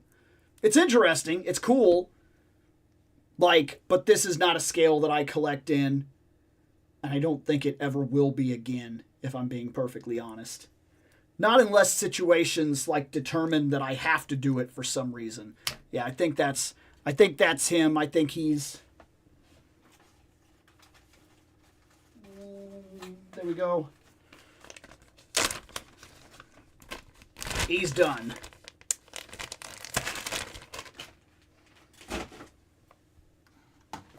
Okay. This camera just does not want to focus. It's going to be a big deal to get that new camera, I'm telling you. Let's see. Okay, Marvel Legends is currently at the top of the field right now. Let's see. Hey, Bill, time to save up for Mephisto and Apocalypse next year. Right. Gonna start saving up immediately. So here's the thing. Today, I got a comment on one of the shorts. And I know where the guy was coming from.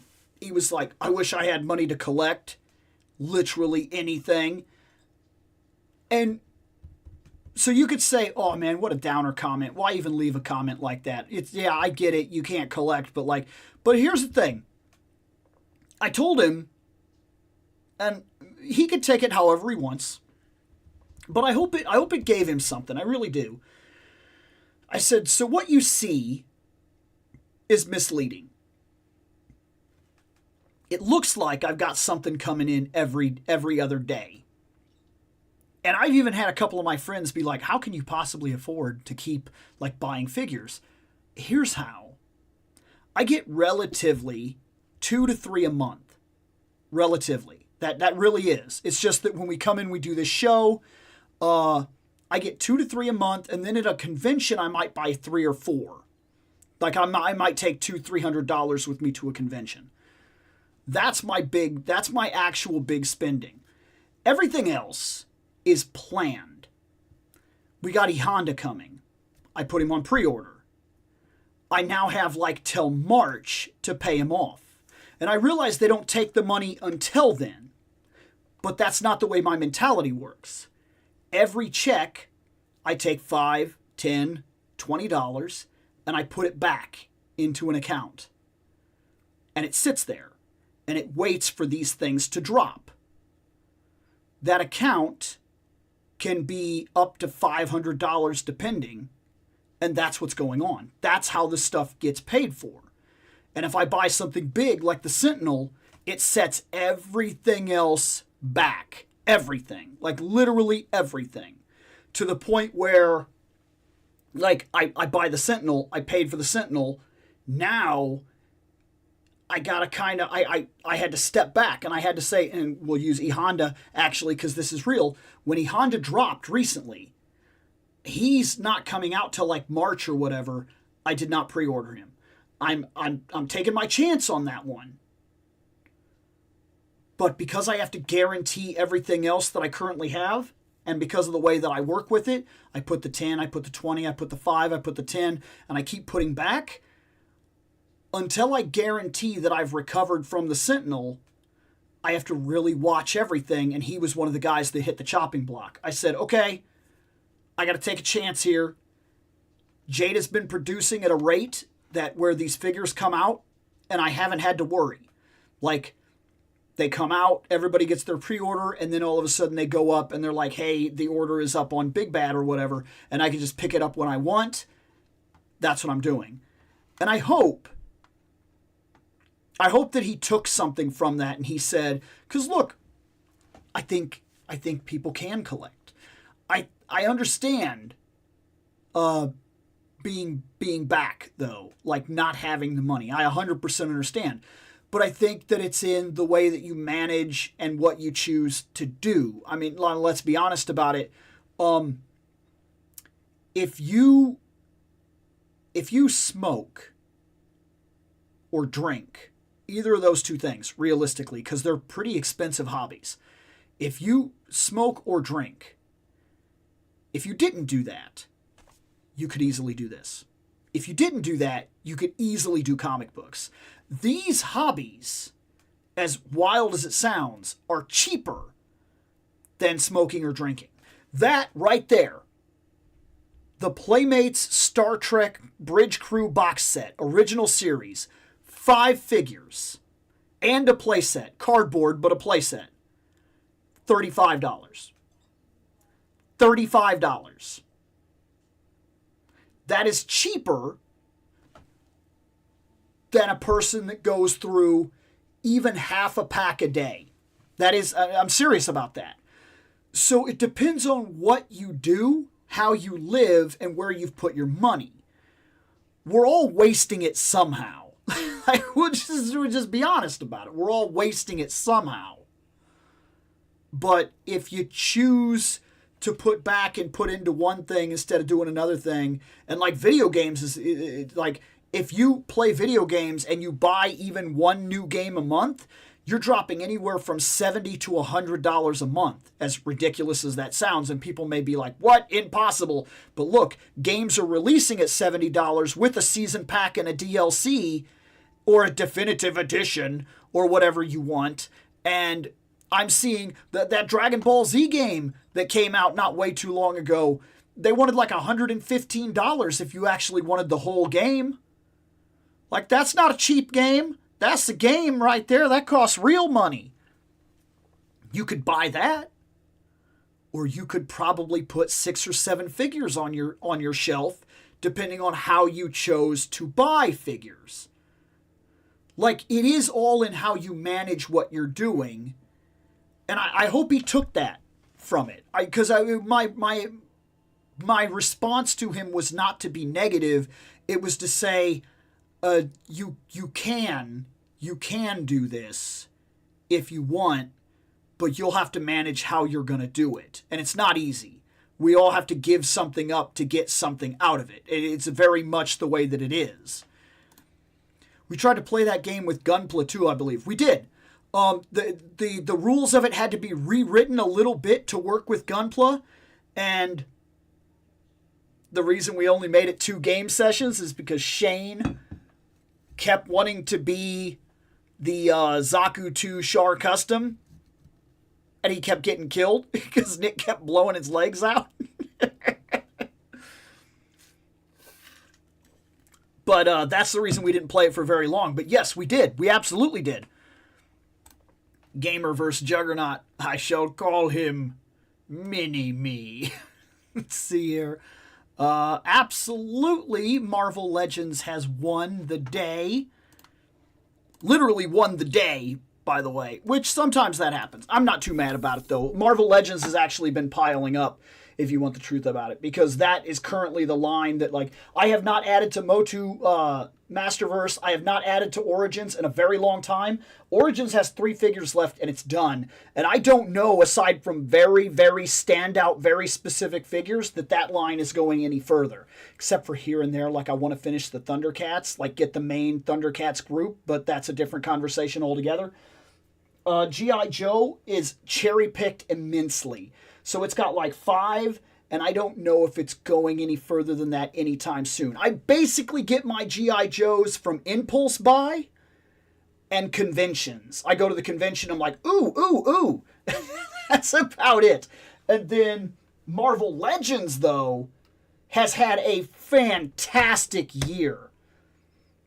That's where most of my stuff went this year, was ooh, ooh, ooh, ooh.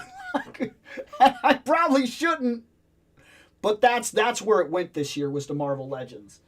And everything else, like Star Wars, has not been bought for in a very long time.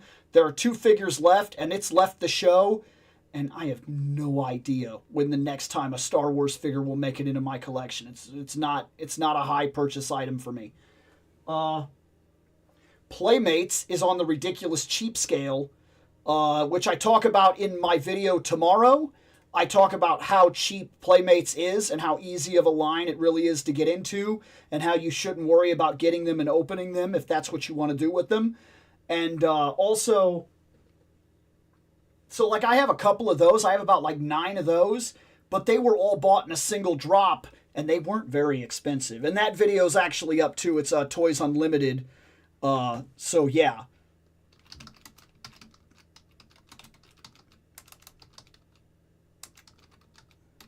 Ugh.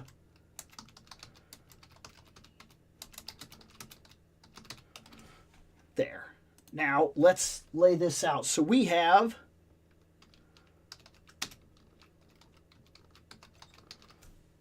that one will get some attention. Let's also do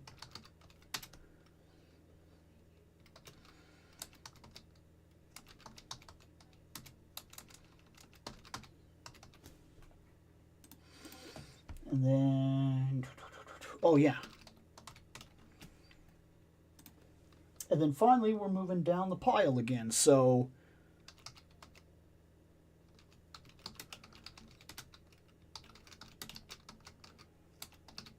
which these might end up getting opened in a different way come soon, actually. Oh my gosh. Look here, camera. Come on, man. See, camera? Man, I'm telling you, I'm looking very much forward to when I get this new camera. Because everything I've seen on the new one, if I get this new camera and it turns out to be trash, that'll be funny that I've talked so much about it and then it's like garbage. But it really does look good. It looks like it'll be a huge help to what we do here. See, I missed the episode where you opened the Batman Returns line. Did you make a video for that? Not yet. I am so far behind. I'm just finishing 9. So I'm just finishing September in terms of the chapters. I will have those last points of the chapters for everything we discussed in September. Hopefully, I guess it's very dependent on what kind of free time I see myself with. But I've been getting about 2 or 3 videos edited every other day. So I'm finally making leeway on that because we were like 4 months behind on video posts, which is why some of the stuff that's coming out now is stuff that we discussed that like is now already on the market and seems almost irrelevant. But like those aren't like videos from right now. They're videos when we already discussed it like 3 months ago, but now the chapters are coming out. But so that might take me a little while to get to, but the videos are not up on it yet. But we have covered all of them now. We've covered all of them. We don't have a single McFarlane left to open. I'm looking to get boxed copies of the last 3 NES Mega Man games this year. Oof, my wallet. What 3 do you have left to get? See, Marvel Legends had me like SpongeBob this year. I need it. Let's see. Bill, Marvel Legends is piling up. Me, Spider Putz. Dude, I tell yes. He's part of the problem. Yes, I put a couple of Spider-Man on the shelf this year. Absolutely. I'm actually kind of glad they'll be doing lesser and lesser Build-A-Figure waves going forward. I honestly don't see any justifications. I don't see any justifying the line as a priority wave anymore. Dude, I'm right there with you. I have multiple videos on here talking about how I don't like Build-A-Figures. That opinion has not changed at all. I've never liked Build-A-Figures. I don't like Build-A-Figures. I have real problems with them. I would rather spend $40 or $50 to just buy the lizard and be done with it than buy the 6 figures to put the lizard in. I don't want to do that. Especially when I don't want a third of those figures. Like, why did I not have the Juggernaut? Because I didn't like Deadpool. I don't like Cable. Like, there were figures in that line that I didn't buy because I didn't want them, and then I have half of a Juggernaut. So when they put out the Juggernaut as something I could just buy, I jumped on it. I don't like Build-A-Figures. I don't like to buy things that all I'm going to do is throw them away or immediately sell them again. And then you're not going to sell them for very much either. It's not like you can recoup your loss because the reason people are buying that figure is for the Build-A-Figure part. Like, it's hard to find a set of collectors where like you're like, well, I want these 4 characters, but I don't really like Cable. And then somebody's like, well, I want just Cable and I don't care about Sauron or whatever. You know, I'm just talking. But yeah, it's hard to find like a deal like that. So you just end up having to buy everybody, and then you have a bunch of characters on your shelf that you don't even care about. So you need 4, 5, and 6. None as much as X3 though. X3 is one of those SNES titles that go for crazy money. Yes, it is. I had it at one point. I don't remember how or why I don't have it anymore. Actually, I might. I might know what happened to that. Not that you'll understand this reference, but Sario will understand. I lost Mega Man X3 at the same time that I lost Dragon Breath of Fire 3. So yeah. And I actually think there is a video. I think there's a video it's called like I Got Robbed 3 Times or something like that, and it talks about that whole situation.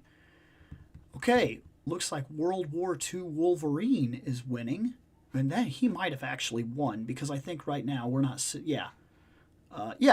Well, we got 3 votes. We got 5 people hanging out. Some of those people are probably at work and whatnot. So we're probably going to end up calling it. We'll see how that happens. Well, we got 4 votes right now. This is a cool guy, though. Very unique. Very unique. Very cool. Yeah, but we will. We'll go ahead and call it. Because right now, we're splitting away where Wolverine has 50 and then there's 25-25, so I don't see anybody else catching up to him right now, so we'll go ahead and call it. We'll open the Wolverine, and that's fine. There's nothing wrong with that. So, World War II Wolverine. Here he is. Build-A-Figure wave. This is the only thing I wanted from it, because as we've talked about before, I don't care about Build-A-Figures. I don't like Build-A-Figures. I don't like Build-A-Figure waves. But lucky me, the one person I wanted from this wave, the one and only person I wanted from this wave, he doesn't come with a part. He's just the Wolverine. Fine with me. 100% fine with me. What else was in this wave? There was an Iron Man Mark 72.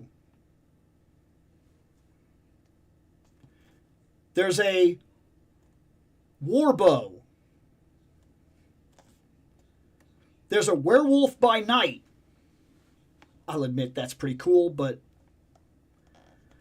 there's a Phantom Rider. You'd have got me on that if he would have come with a horse. No horse, no rider. He's just a phantom. That's all he is. Don't care. Don't care. And I know they keep doing that. They keep saying on all their lives, they keep going, oh yeah, might be a horse in the future. Maybe a horse in the future. No. It's too late now. It's too late now. Because I'm not going to go track this guy back down if you release just the horse. If you say, hey, we're releasing the horse, no, I don't want it.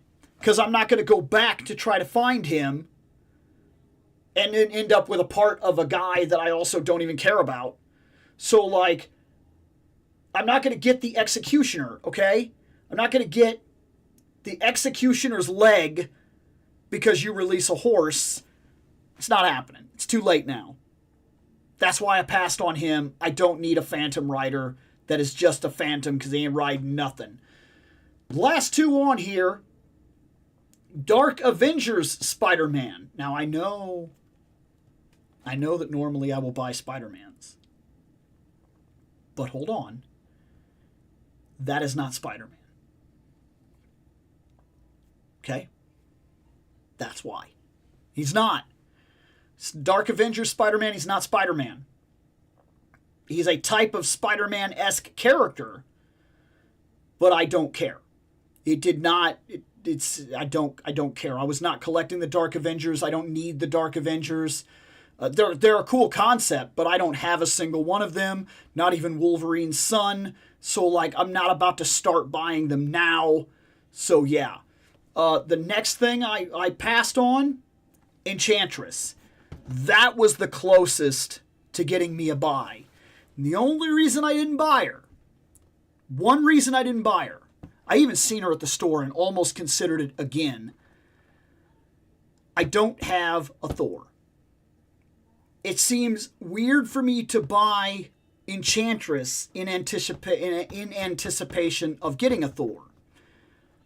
Until I get a Thor, Enchantress doesn't mean anything to me. I'm a little weird like that when it comes to my collecting. I tend to buy something, and I have like a first and second and third type of mentality.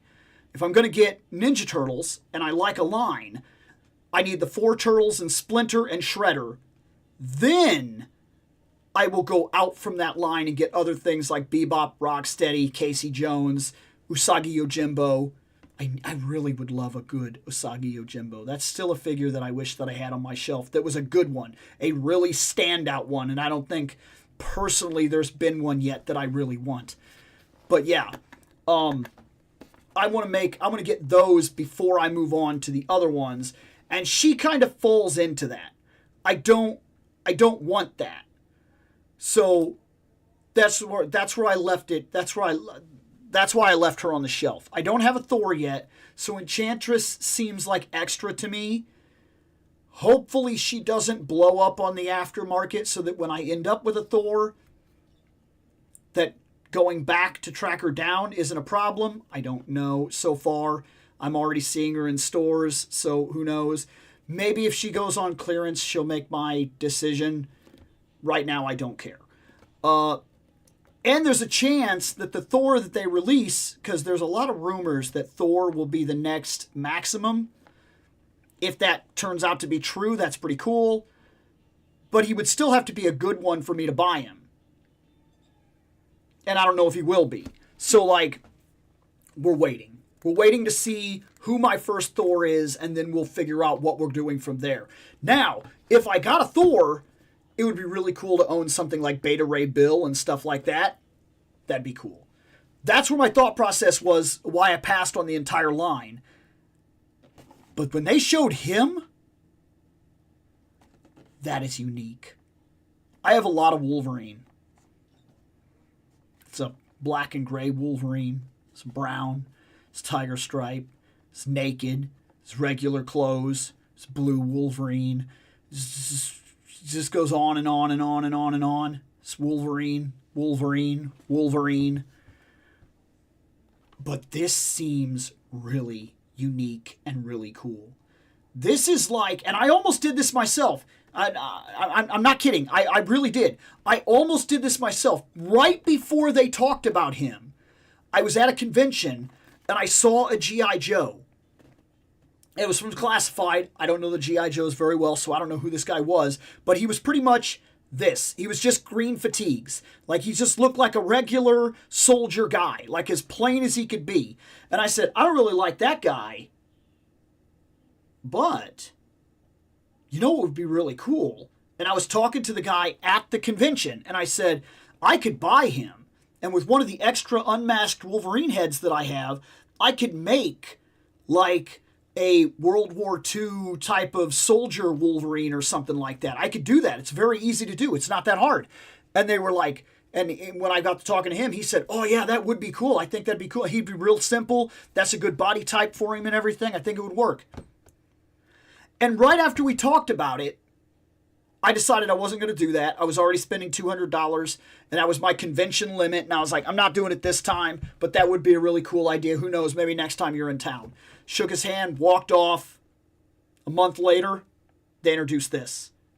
Hey, we're doing World War II Wolverine. This is so cool. This is so cool. And we already have other figures that would go well with it. There is already a World War II Captain America. He came with the bike and everything. And to be fair, if you have just like a World War II Captain America MCU, he would probably go well with it. So you have things like that. You have, is it Peggy Carter? She would go well with him. There are a couple of other things here and there that really match the idea for what this is. The only thing I could say about this right now, from looking at the outside in, he has like claws, but they're like not real or something. Like they're like bolted onto this thing that it's weird looking. I've heard somebody tell me or had somebody tell me that there's like a comic book where like they make those for him or something like that so he can climb a wall or do something or whatever. But here's the thing that threw me off about that. I know that I have seen comic books with flashbacks where they show him with bone claws. I'm almost 100% sure of it. In fact, there's a comic book where they go through the entire line of X-Men. I even reviewed this comic, and I cannot remember what it's called. But it's basically like an X-Men Bible. It retells the entirety of their entire history and goes through all the X-Men stuff. I cannot remember for the life of me what it's called. There's like 5 books or something like that. But I thought for sure that in that, it shows him and he's got bone claws. Why they chose to do this, there's probably because they're very much taking from one specific comic. I don't know. And I remember, I even said to myself, does that bother me enough that it makes me like want to walk away from it? No.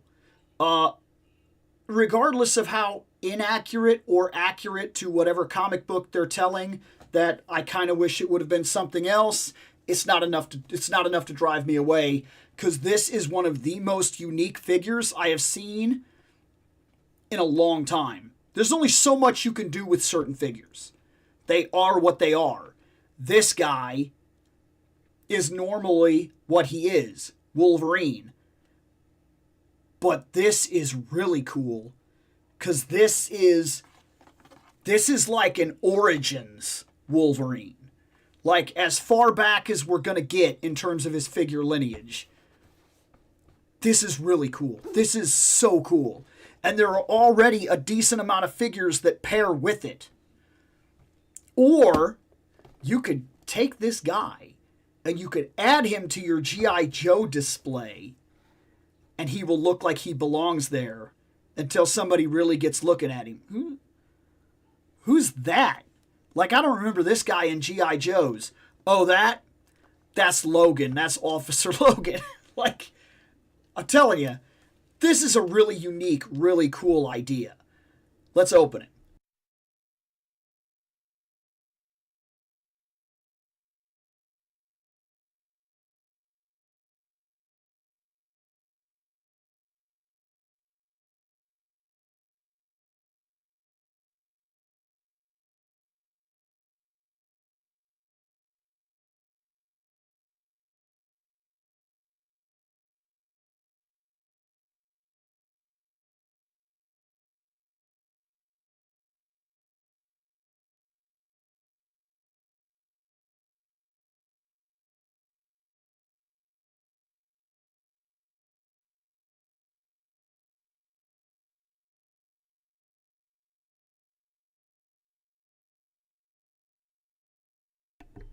All right. So here he is. The strap does not go on his, the strap is always hanging down. He's got a really cool angry face sculpt going here. He has trigger finger hand, or like expression hand. He comes with a punching hand. Come on. Comes with a punching hand and comes with the 2 claw hands, which are pretty cool for what they are. Then he comes with this bag.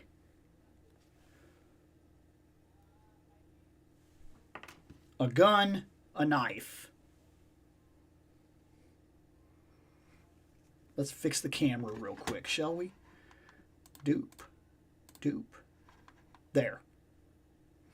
Now, he has a lot of cool details. He's got that patch right there. That's pretty cool. I couldn't see it inside the box, so that's really cool. I like the helmet. I like the face detail. I like how he's like looking so extreme and everything like that. The fatigues are nice. I like the packs here and everything like that. The boots are done very well. You could argue that there could have been a little more paint separation here for like actually getting this to look like, you know, the strings and whatnot, like do those in black. He is pinless from what I can tell. He looks like he moves better and has better legs than the last couple Wolverines that I got that were in like street clothes, which, yeah. He comes with a knife, but I don't 100% see the reason for this knife, because the only hand he has that could hold it, he almost looks, I guess it works. It's not perfect, because he's very much, it's a trigger finger hand, so he's got the same problem that so many other figures have with that. But just like a Joe, he actually has the knife, and he can actually put it away into the sheath, which is really cool. I love that when figures actually do that, because back in my time, they didn't do that. He has a gun, which is fine. I mean, you expect that he would have one. Have we learned from G.I. Joe? Can this work? Come on now. Yes. So his hand will hold it and put in the actual trigger and everything. So that's cool. He has the gun. He has the fatigues. He has the look. He has the angry, screaming face. He has the expression hand. He has the claws if you want them. And then, without his helmet,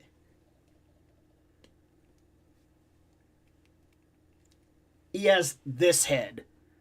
That is a very unique Wolverine head. Very unique. It is like no other Wolverine sculpt that we have ever seen.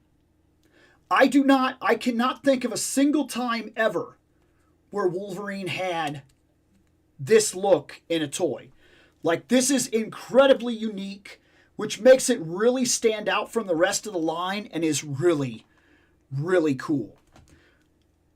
Almost wish that this angry look also could come without the helmet, but it cannot, and we can't swap hairs because Marvel doesn't do that. So it kind of hurts a little bit, because you have this really cool head that you'd like to use, like in this really unique look, but like he's very relaxed like this.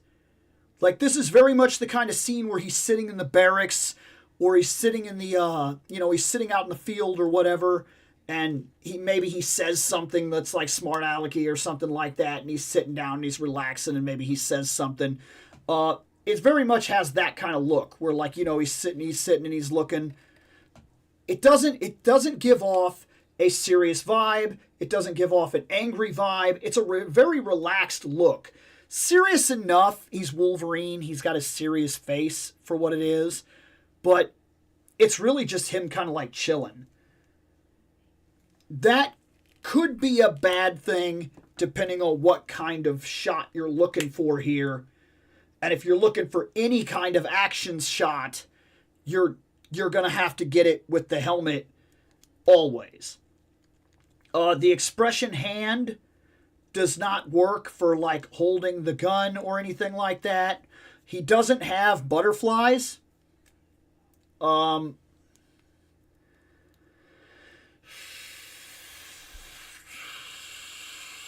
Is that a problem?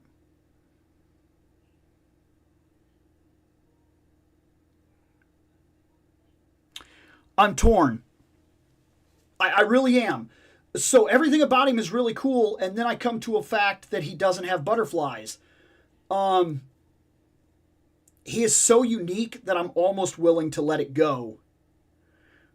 But I also have no choice but to say, by this point in the line, when basically every male figure has butterflies, and it's an expected thing of the line, and he is almost a 100%, if not 100% new sculpt.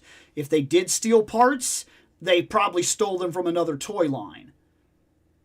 Which brings a whole question in general, as you already have a toy line dedicated to soldiers, and they all have butterflies? Don't they? No. No, that's not fair. They don't. They don't. Okay. I'm going to leave that alone then. Because not even their other line really has all butterflies. But at this point, most of the Marvel Legends do. So I don't know, maybe there is still an argument. I feel like he should have had them. I feel like we've moved at a point now, especially where the prices have taken us, that if you're not willing to make every figure what it needs to be, it needs to at least be referenced that it's not exactly what it should be or could be. Even if it doesn't bother me that bad, it's still worth at least saying something.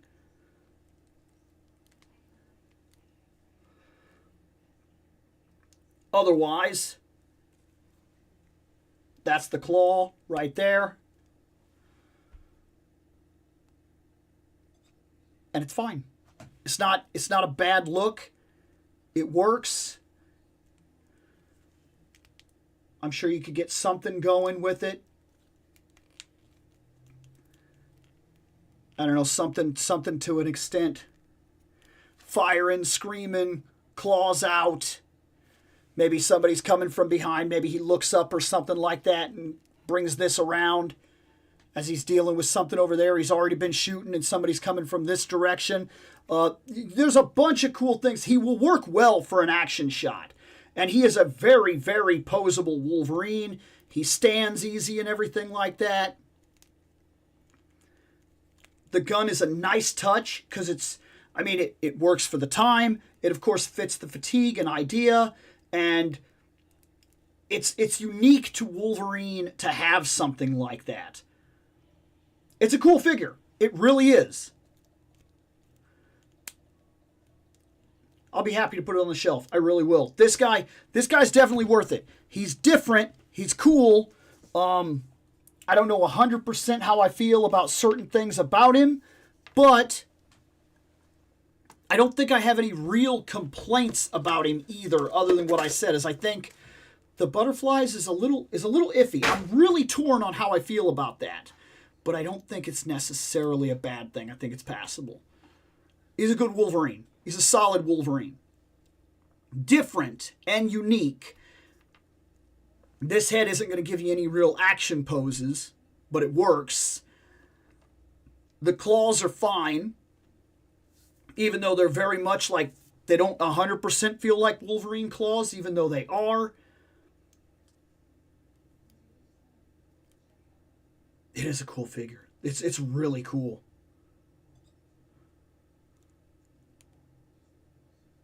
Its details are done very well. It's a solid figure, man. I'll bet you the more time I spend with this, the more I'll like it even more and more. And I can't wait to kind of put him alongside. I can't wait to put him alongside like some of the Joes and whatnot. Okay, Sario took off. No way, that's Dark Avengers Spider-Man. It's supposed to be Mac Gargan Venom. The heck, Hasbro. Yeah, see, that's what I was saying too. He doesn't even necessarily look right. But that's what they were calling him. And I think he's taken from, for a little while I remember looking at the covers, and the covers just made him look like Black Suit Spider-Man at the time. I do remember that, like going to the comic book store and seeing the covers. And I think that's where they're taking the characters, is from the cover art, not necessarily the interior art. I love how Wolverine is listed as 5'3" in X-Men history. He is a great character for short people. Yeah, even if we don't often see that, that is very cool. Not trying to sound offensive, just a positive role model for shorter people. And I didn't take it that way. Yeah, I very much get what you were saying. Yes. Are you interested in the absolute Batman, Superman, Wonder Woman comic line? No. No. Not at all. Not even the littlest bit. Okay. I will be perfectly honest before I even say anything about this. I am 41. And this absolute Batman, Superman, Wonder Woman feels like my first legitimate old man moment. It does. I'll at least be honest about it. It feels like they're trying to be hardcore for the sake of hardcore, and it adds absolutely nothing to the actual books. It feels like I've lived through this before. Years ago in the 90s, everything had to be hardcore. And they changed they changed a bunch of backstories, and they changed a bunch of character designs, and they changed a bunch of looks and attitudes. Even the Fantastic Four had, and I don't care what excuses they gave later on, this was a 90s thing. But even Sue started dressing super skank sexy, which is not a Sue thing. I'm not saying it's not cool that Sue is a very attractive woman, and sometimes it'd be nice to maybe see, if you want to sneak in some sort of fan service or something like that, give them a reason to go to the beach or something. There, you have your sexy Sue. But Sue is not the kind of character that goes out there in the skimp clothes. But there she was. You have the Thing wearing a metal helmet, a shirt, and shooting guns. Pew, pew, pew, pew, pew. What is that? What is that? And I know they gave a reason for it, that he got into a fight with Wolverine that had damaged his face, so they gave him a helmet. I don't care. It was so dumb. It was so bad. Remember Fabio Armor Thor? Remember that? Remember Armored Captain America? Remember that? It was one thing after another in the 90s that they were just trying so hard to be so cool and so edgy, and it all felt very forced. Remember Slut Wonder Woman? She wore the biker shorts and that weird coat, and what are we doing? What are we doing? And Batman got super hardcore, and I don't care. You want to make the argument that it wasn't Batman. I realized that it was Azrael. It was still Batman. They removed Batman because Batman was boring, and they put a hardcore in his place. And then they brought Batman back to get rid of him. And I know there's a whole storyline to it. I'm not even saying that I don't like that storyline, but I'm saying everybody was subject to this. Everybody had some sort of redesign, and they had to be hardcore and cool and edgy and things like that. And I remember back then feeling like this is too much. It doesn't feel right. I was a kid and felt like we were too hard, because we were trying too hard to not be your daddy's comic book. Then, now there are a couple things I did like from that time. I did like seeing Artemis as Wonder Woman and kind of expanding on her story and things like that, and I like certain things from there. And oh my gosh, some of the characters got so big. It was one thing that the women were drawn the way they were. It was a cheese factor, and okay, it's whatever. It really doesn't bother me that much. It was very much an artistic choice.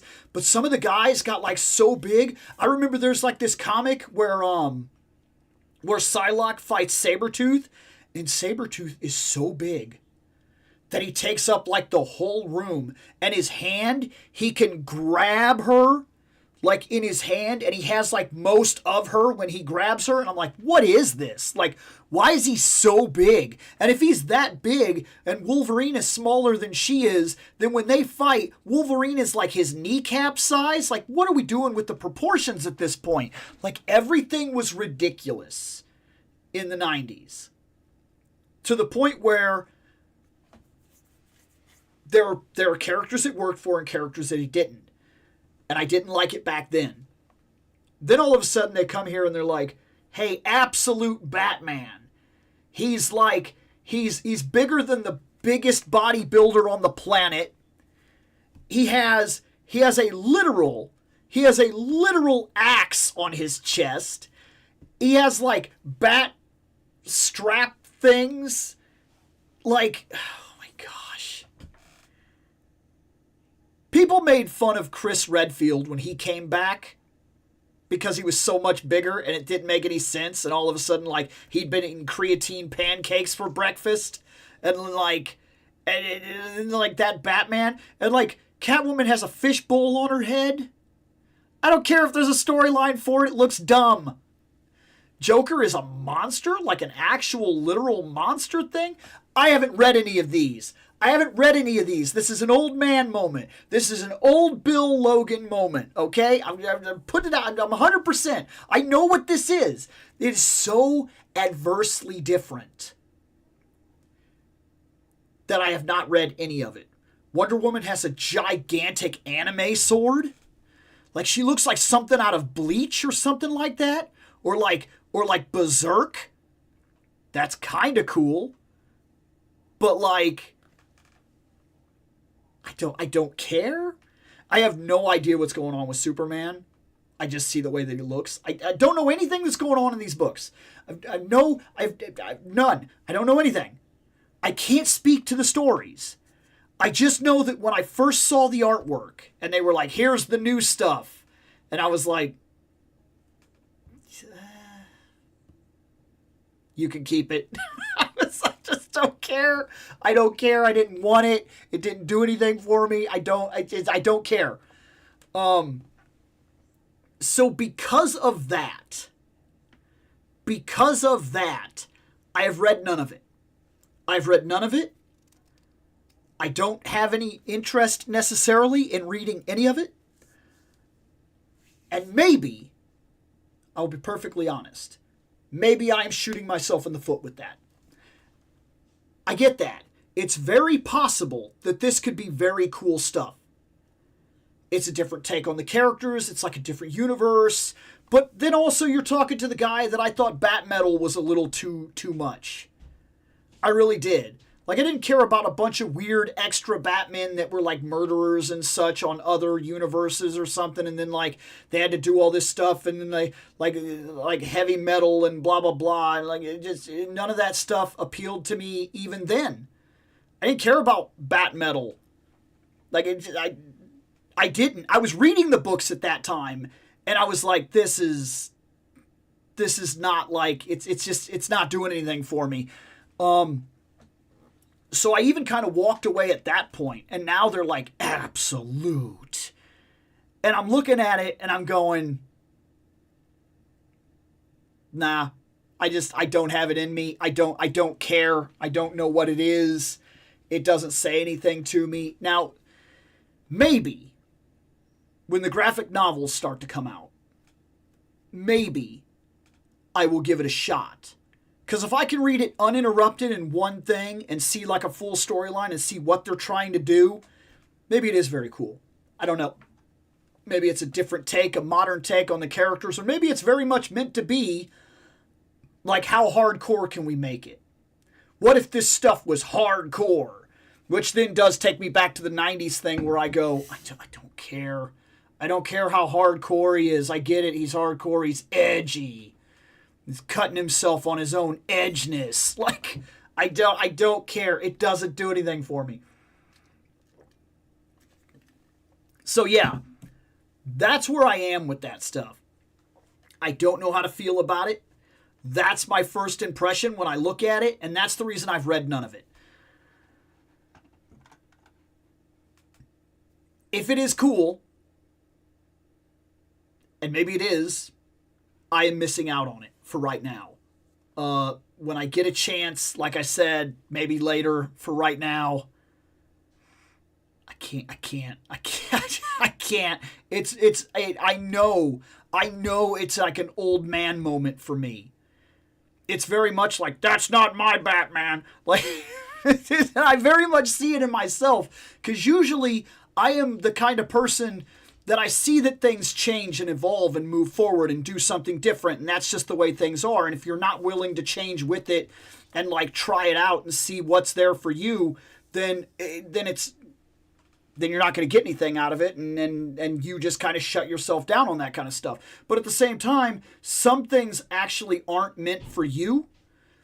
Like, if they're telling a version of the story and they're using those kind of characters, the characters that you may have grown up with or something, but they're telling it in a very different way, and they're doing something else with the story, and it's not for you, it's not written for you, it's written for a different group of people or different generation or something like that, and that's going to talk to them, and it's not going to speak to me, that's also acceptable.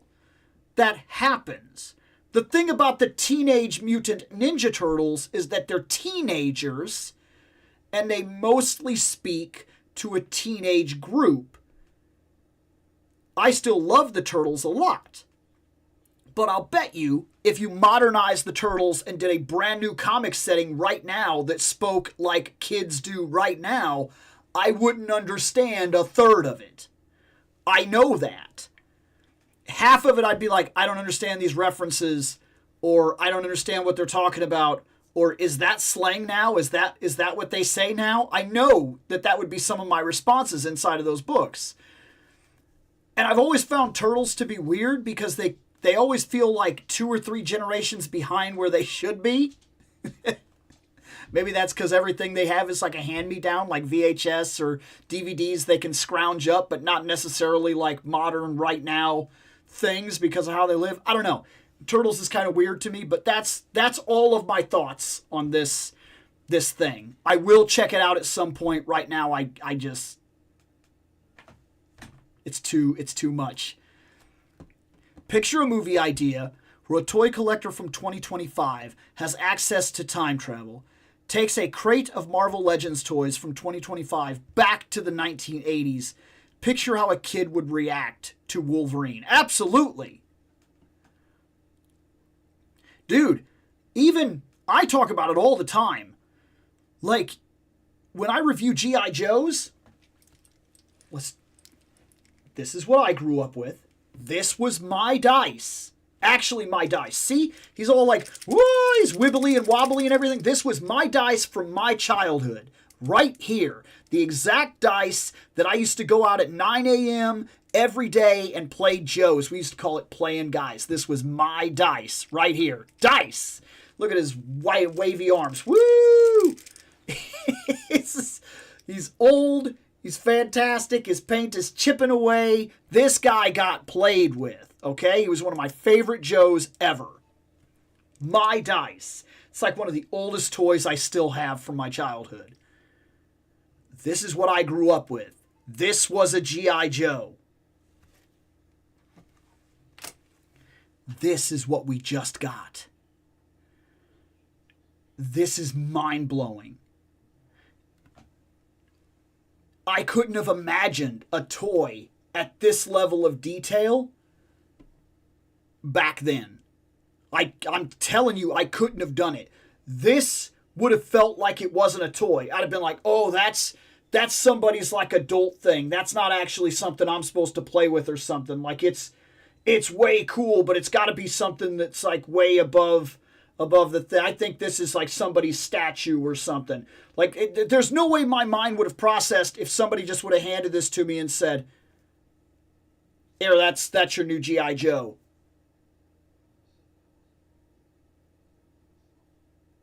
I'd have froze up. I'd have been done. Like, even the big giant figures didn't really have all that much detail. Like, toys where they are today, because I know it's very easy to be like, oh, toys today suck, blah, blah, blah, toy fair and blah, blah, this and that. I think you're kind of, you're living in nostalgia. Toys weren't necessarily better when we were kids. I realize there's a lot more things that go wrong with toys now, but there's so much more than they were. And that's the reason so much more can go wrong now. We didn't have swappable hands and stuff. We had a Wolverine with arms that were like stuck like this so that you could like pull the little thing and switch the tab over to the side so that his claws could actually go in and sit in his wrist. And then you'd like pull the thing down and be like, and you'd be like, oh, it's so cool, I have my Wolverine. But he's stuck in like 5 points articulation fighting like this. Fighting Sabretooth. Couldn't do no action figure photography with those things. It was not a thing. It was not a thing. Your turtles were always standing in the battle pose that they were going to stand in, and they were stuck like that forever. They weren't moving. They weren't no Super 7 turtle. Like, it was not a thing. Toys have come so far, and we've lived through that. And I think it's very easy for us to get,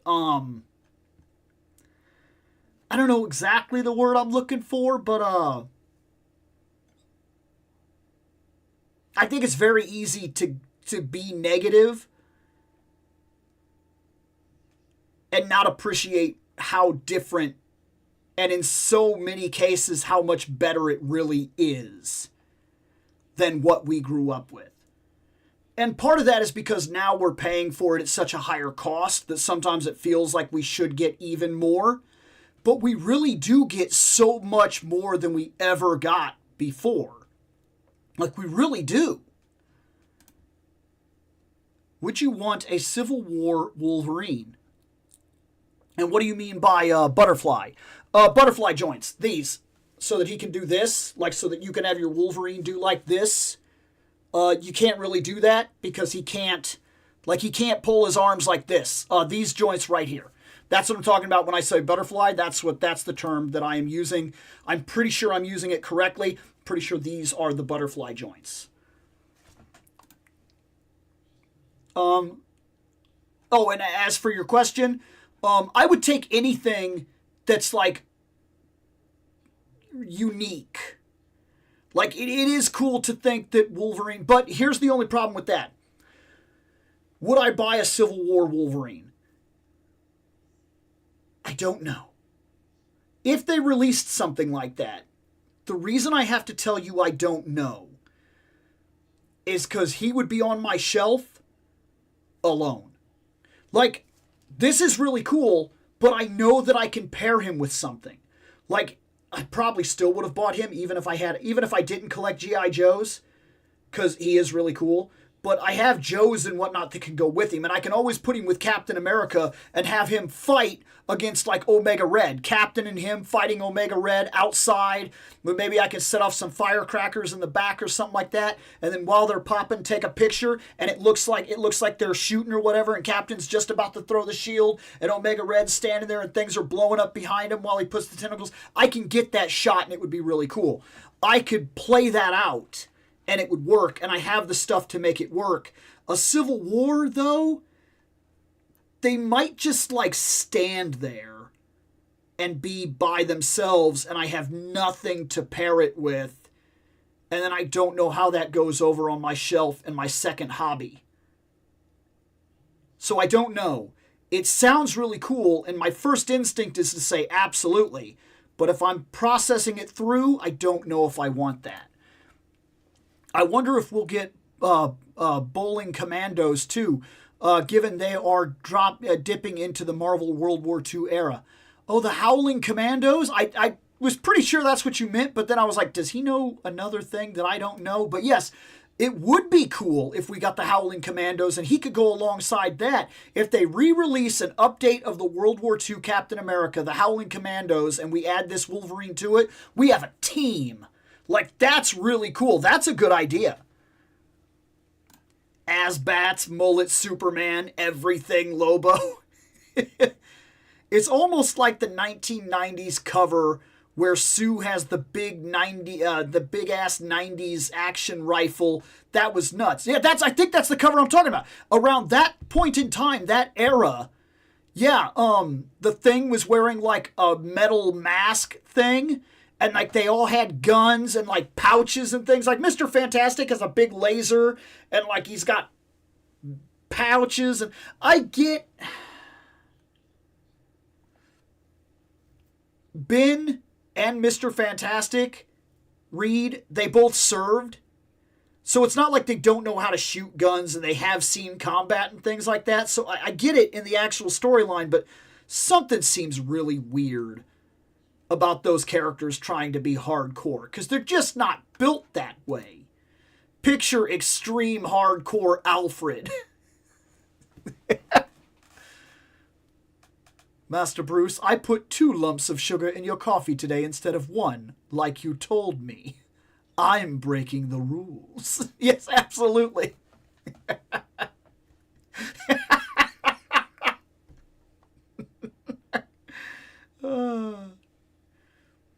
Alfred, you need to get up there and clean that penny. It's getting kind of dusty in here in the cave. I haven't seen you clean that penny. I'm not cleaning that penny, sir. You brought a giant penny into a bat cave where a bunch of bats shit all over the penny. I'm not doing it. You want the penny? Take your cape up there, clean it yourself. old Bill yelling at the cloud. Right, and I know that's what I'm doing, but I can at least see it in myself, right? The absolute stuff all looks like amazing comic storytelling, but I'm just over the entire crazy reinterpretation thing. Can't just make up a whole new character in a new universe and call it Batman. The Batman character almost reminds me of the Max. He's so outrageous. LOL. Imagine going back in time and dropping a Hot Toys figure on the Mego Corporation desk. Oh, see, that's what I mean. There's no way. Right, exactly. They'd be like, there's no way we can produce this. Or greedy higher up going back to Hasbro Kenner in the 80s and telling them to sell toys for 25 plus like Legends. Present day toys, everything costing $1,000 a piece. You had me at set off firecrackers, I'm in. You could use G.I. Joe to sub for the Commandos. Right, absolutely, you could, yes. The Joes stand in well with that Wolverine. Also, not sure if you saw my question from the collection chat on the Discord group. I have not. There's a reason. I lost my phone. So, I played Conan Exiles with Nick. And everything was fine, and we were playing the game, and I was on the phone, and we were talking, and no problems. Then I went into my room, and I hit the buttons. Doop, doop, doop, doop. Took the phone up, typed in my last things of the night, hit the button, put it down, went to sleep. Woke up in the morning, picked the phone up, went to unlock the screen. What? Nothing works. Crap. Then I took that phone and I force reset it. Figured I could fix the screen. Screen won't work. So I, of course, took it in and said, hey, I need this, screen is like locked. I can't touch anything on it. I don't know what's going on. And they're like, oh, well, you're due for an upgrade. That's literally what they said. And I'm like, yeah, I get that, but like, I'd really like to open this phone.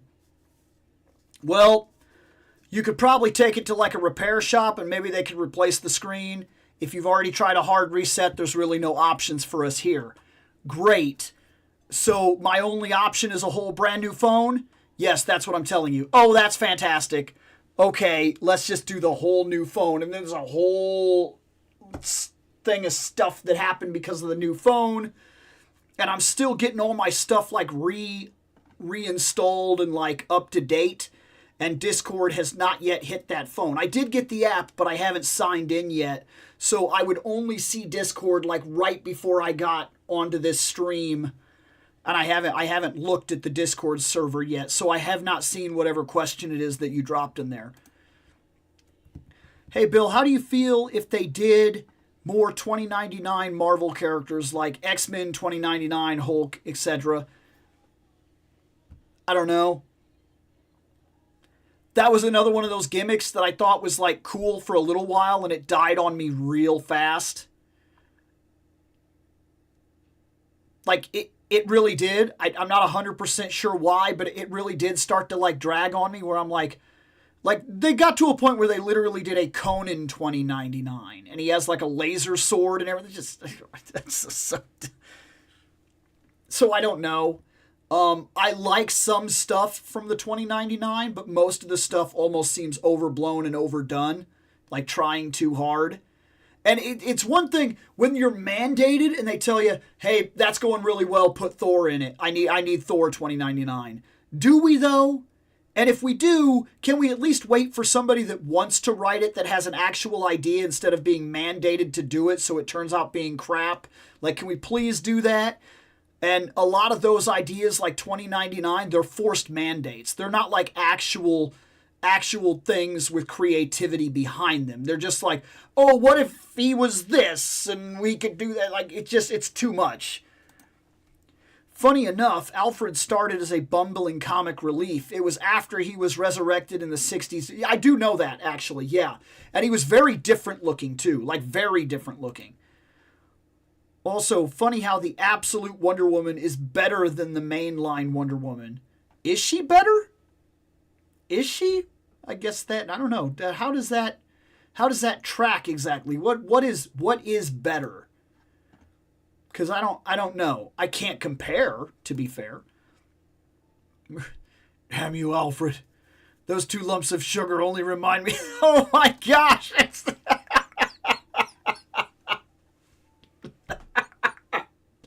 Oh my gosh.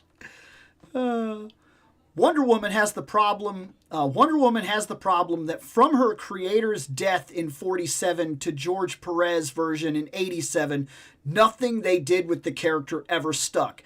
She goes through like these. Her writing is so complicated. It really is, because like you said, she's established years ago, and she's got a fairly strong established point.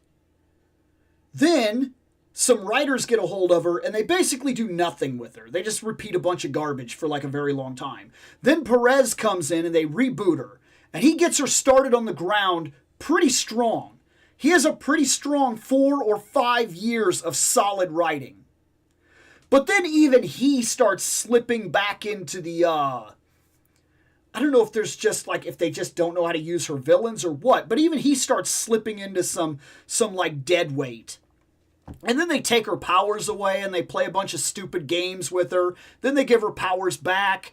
Then they throw her onto some other writers that like have no idea what to do with her, so she just jumps around and does a bunch of stuff. And like they do a bunch of things that like not only do they not stick, but they're incredibly short-lived too. Like for a while she was buzzing her hair. Like, but it's so short-lived, it like most people don't even know that it happened. Like, it was like for like what, 3 comics or something, she like buzzed her hair, and she had like just like not bald, but like just like a literal buzzed head, like very short hair. And like that just went away. Like it was almost like it never even happened. They were just like, oh, her hair grows back real fast because she's magic or something like that. And so then they just did away with that. And so every time they change an idea or a look or something of that nature, like for a while they blinded her. And then, like, I realized that, you know, she heals from that and everything, just like they put Batman in a wheelchair and now he's fine. And it just seems like every time you do something with her, you're just either trying real hard to grab attention, because then for a while, it wasn't even her. Like, was it in the JLA where it was like, it was her mom? Like, it was not Diana, but it was actually her mom for a while? Because I thought I remembered that for a while, that it was not Diana. And then Diana came back or something like that. And then when they did Rebirth, they had another very solid start. Like it was a very solid start. It really is. If you read the first like I'm gonna say the first 40 books of Rebirth for Wonder Woman, they're all very solid. They lay a foundation, they get the story out there, they show you a new age Wonder Woman that's very cool, but like is very like removed from society, so she acts a certain way, and she very much is a representation of her people and the way that they would have lived, and she comes over here and she's trying to do certain things, and she's kind of fitting in with the other heroes, but she is very different, and she sees the world a very different way than they do, and that's kind of cool. It gives a different aspect.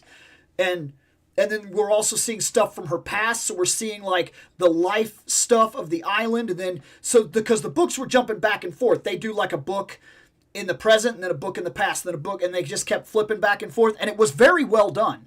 I enjoyed it for about 40 books. I really did enjoy it. And then once again, we hand it off to like different writers that don't really know exactly what they want to do. And like, we don't know what to do with her bad guys, and we're either trying too hard to make her extreme, or we're trying too hard to avoid that line, and then we don't know how much femininity we can really put in there, and like it's just weird how complicated they make her, when I don't really think that she is. And everything they do with her, like he says, none of it really sticks. So I'm telling you, this is I'm 100%. I know this is a fact. If you ask me what Wonder Woman is, I will give you a different answer. than if you ask another person what Wonder Woman is. In fact, I remember very specifically going to the comic book store at one point and having somebody tell me that Wonder Woman is nothing but a Diana. And that's actually what they called her, which is supposed to be basically like a derogatory term that is used, has something to do with feminists and things like that. And I remember being like, that's really how you see her? And she was like, that's what she is. And this wasn't even just a person that was like just like angry for the sake of being angry. She was literally buying a Wonder Woman comic when she said this and started talking about the Wonder Woman that she knows. And it was like from before that or whatever. And then there are some people that when they think of Wonder Woman, they're still thinking of the first Wonder Woman. And then there's another group of people that when they think of Wonder Woman, they're thinking of Linda Carter. And that's what they think Wonder Woman is. Wonder Woman does not have a basis strong enough at any point in time that people say that's the definitive Wonder Woman. People, a mass group of people that just fully agree this is it. Like, you see that with Batman. People kind of got an idea. They go, this is Batman. This is fundamentally what Batman is. This is how he works. This is how he looks. And we can change certain things, but this is Batman. You have that with Superman. This is Superman. This is the Flash. We know these characters. We know the fundamental details of what they are, who they are, how they work. Wonder Woman doesn't have that. And she never has. There is no definitive Wonder Woman, regardless of what comic book geeks may think. The public perception of Wonder Woman is different from person to person to person. There's something wrong about that. It means that they've never locked her down. And it seems like at this point they may never do so. And I really don't understand why. Superman and Batman had a lot added to them each decade. Wonder Woman failed at that due to people like Robert Canifer, I may not have said that right, not knowing what to do with her. Interesting. That's a lot of what I just said. Yes, they just don't know what to do with her, and then nothing ever sticks, and it causes a runaway problem. What would you like to see get made to order treatment? Ooh.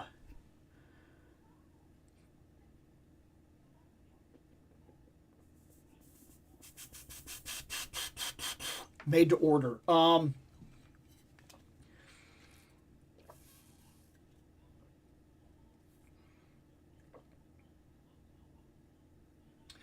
I know, and it's going to sound wild.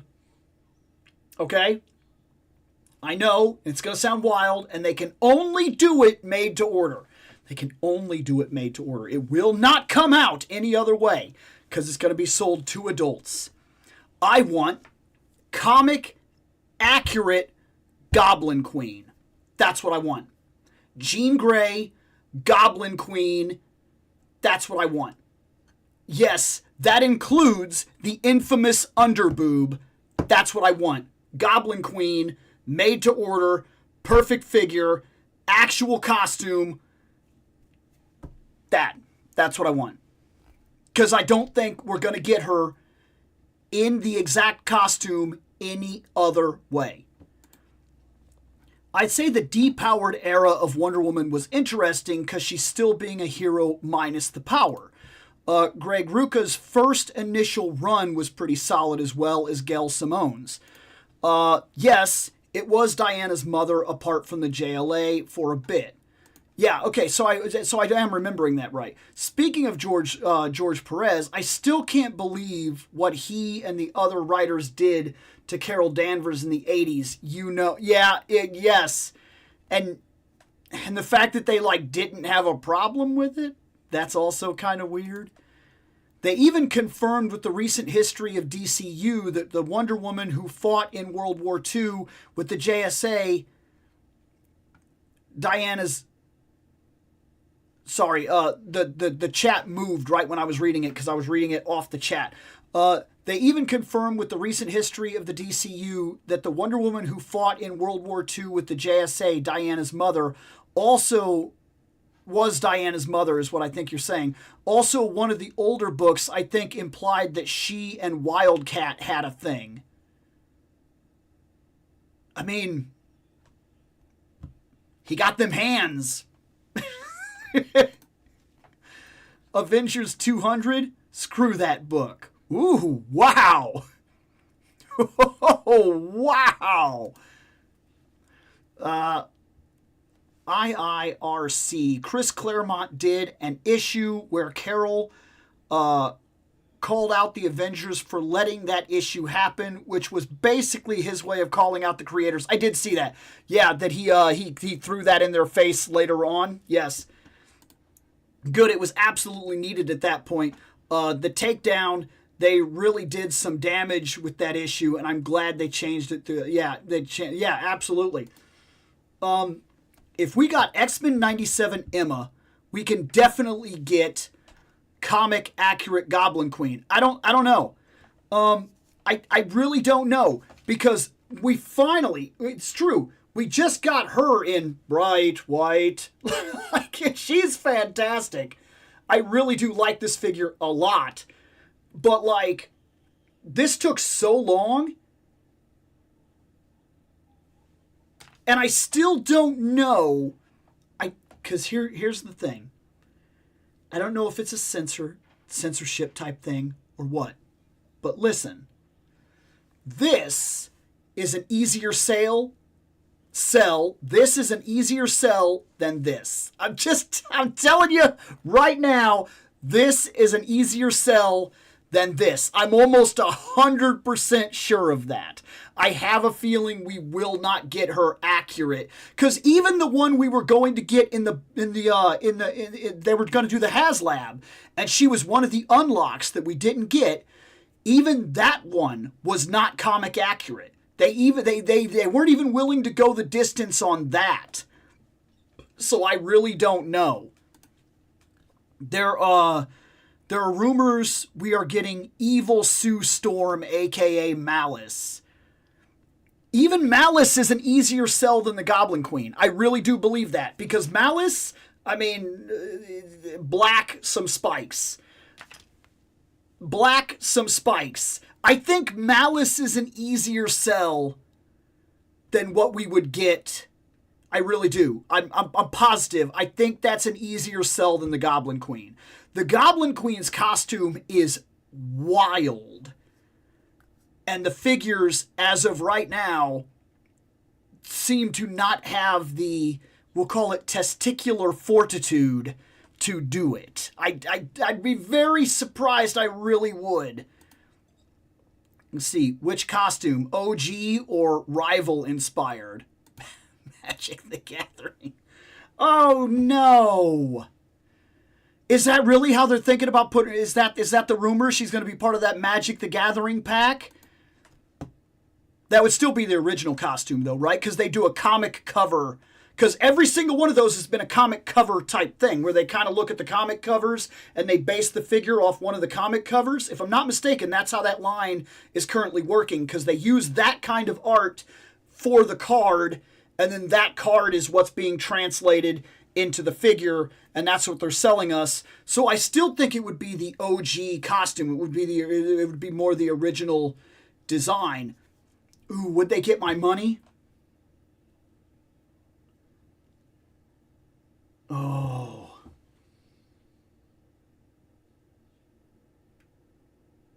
I'm really thinking here. I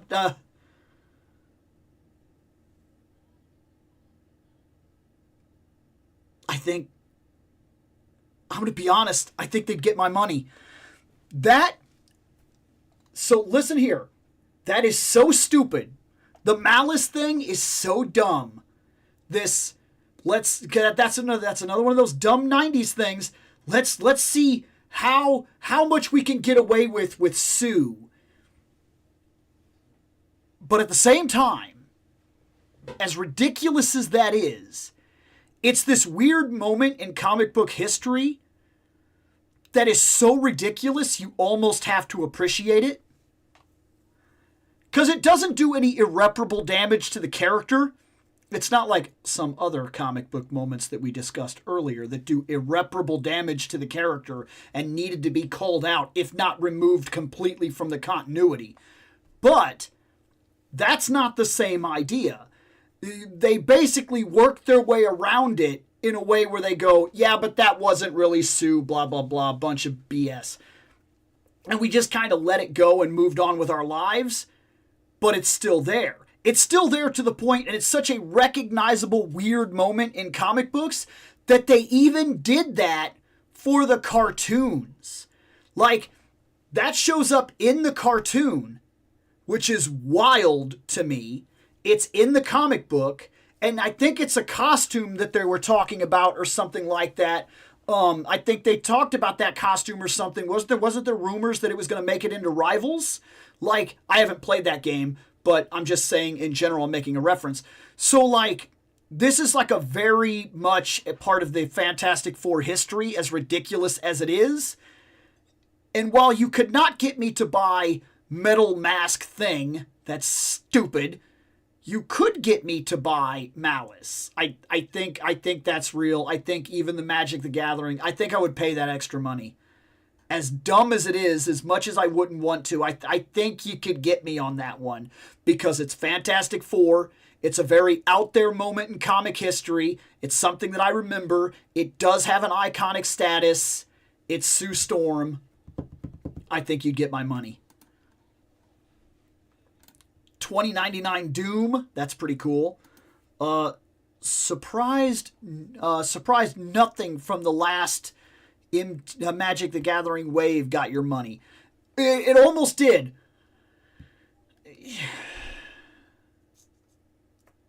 It took everything I had to not buy that Spider-Man and that Mary Jane. I'm a Spider Putz. I've said it many times. I have a problem. You show me a Spider-Man, there's a chance I'm going to get it. And man, I'm telling you, I was that close. The only thing that kept me from it is I actually think that Spider-Man, I personally need a little bit more. I know that's wild. I need a little bit more. That's finally we got a battle damage Spider-Man. I need it to be a little more definitive. That's my issue. I don't think it was enough. I don't think they went far enough for what I want.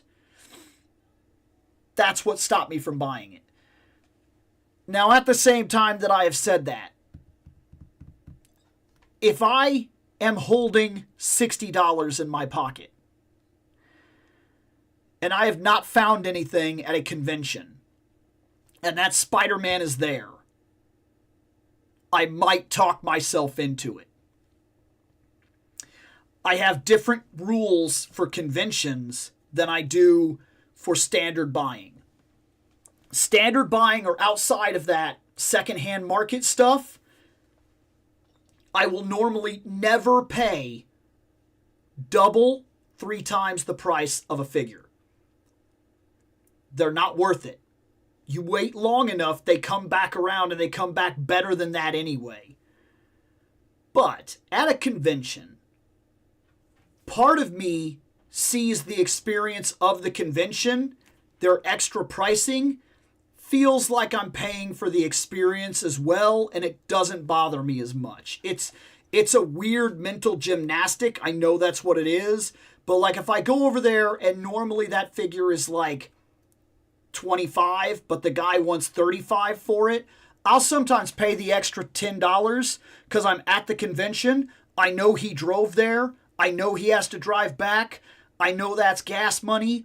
I'm there specifically for the experience. I am receiving the experience. And if that guy behind that counter will actually have a toy discussion with me, he's got the $10. He's earned it. I went to the convention to have a social experience with a bunch of toy collectors and see cool stuff. I'll pay the extra $10. It's a weird mental gymnastics. I know that's what it is, but I'll do it.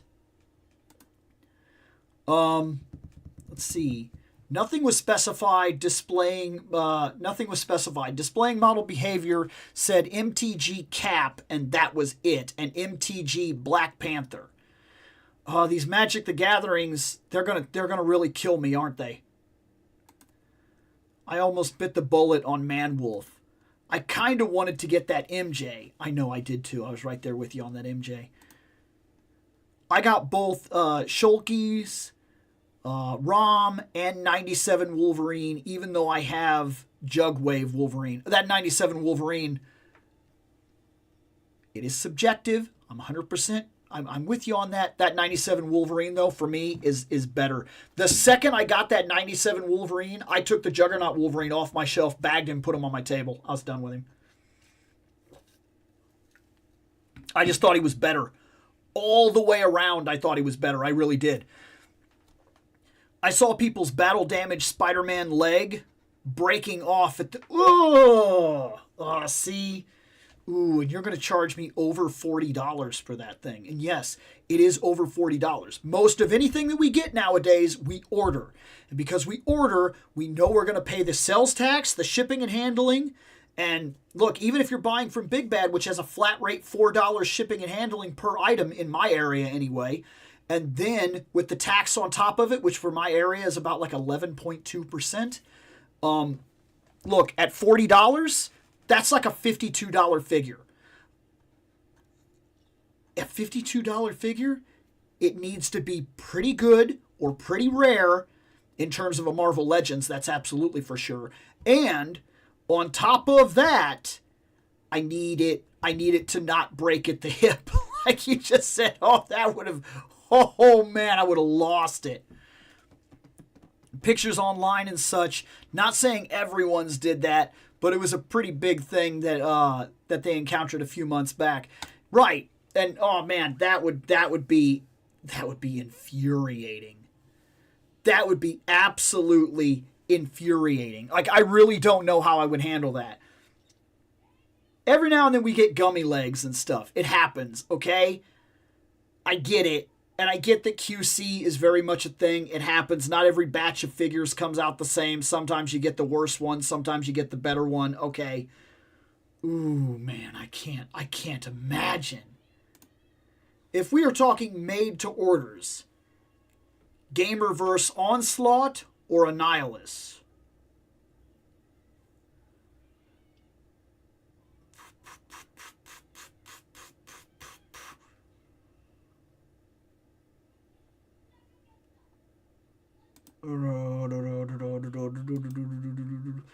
I'm going to go Onslaught.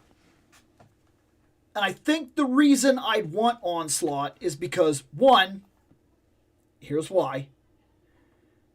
Gamerverse, that is what I specifically, not that I didn't read that book, but like, I fought Onslaught all the time through Gamerverse.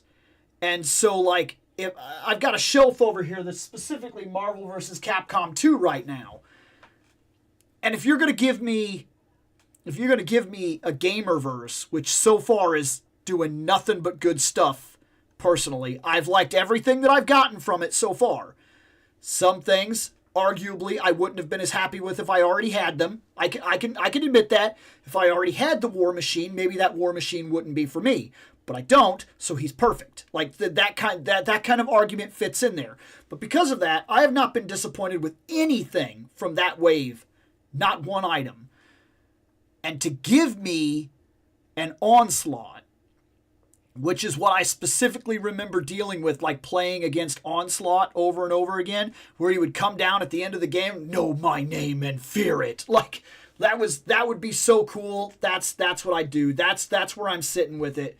Because I would want him on my shelf before I'd want Annihilus on my shelf, personally.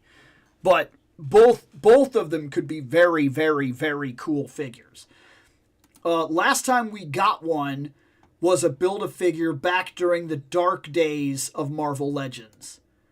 I'm still saying we didn't have a chance at getting that Savage Land 3-pack. I agree. I just don't know if it was handled poorly or what. Well, okay. it was handled poorly. I just, okay.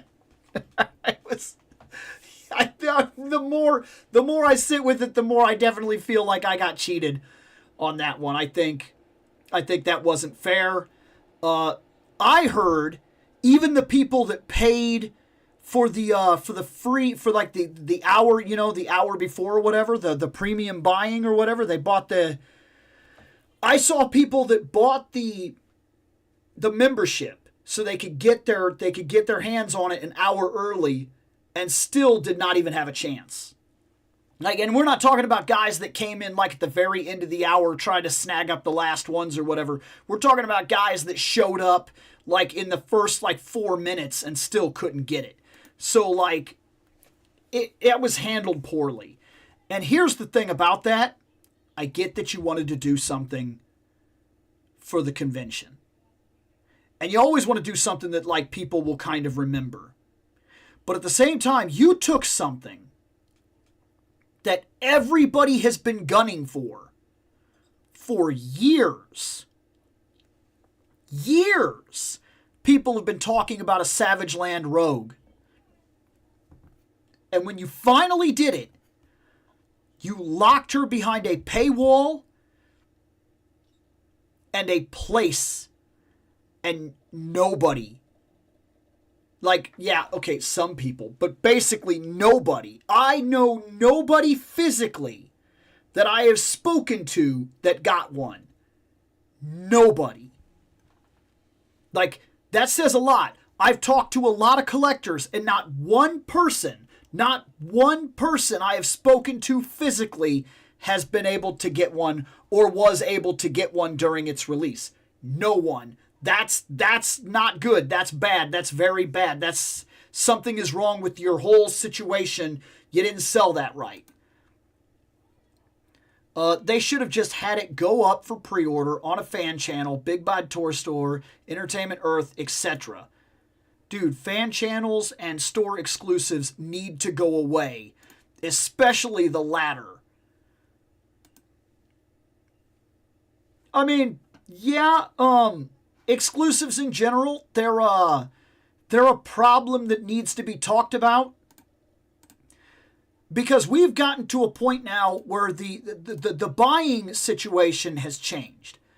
Like, the market is different. It really is. You buy now, because I know people like the hunt. Okay, I get it. But the hunt is more the hunt is now more a going to conventions thing. It really is. Nowadays, I'm gonna put this number pretty high. I do not have actual statistics, so the number that I'm about to say is literally pulled off the top of my head and is absolute BS, but I'll bet you I can't be too far off. I'll bet you 90%, nearly 90% of all action figure toys are sold online now.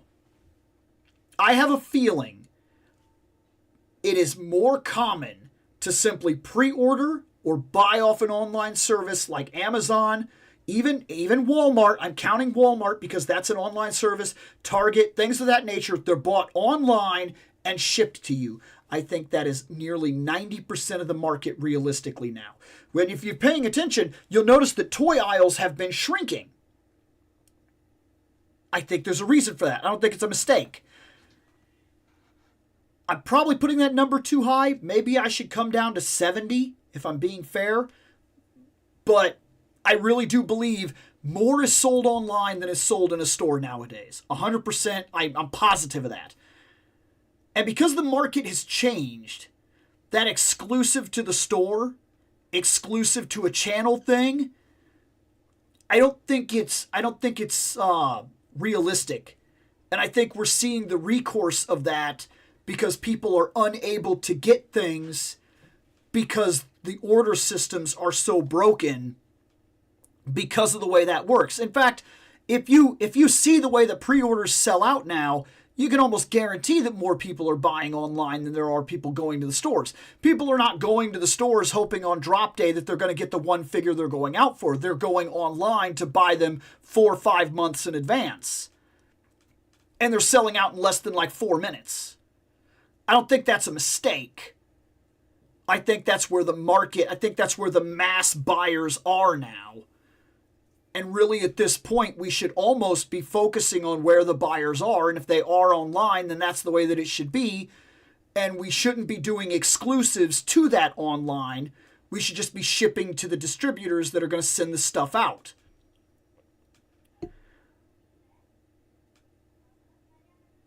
It's kind of where I'm sitting with it. I feel like the market has changed. I really do.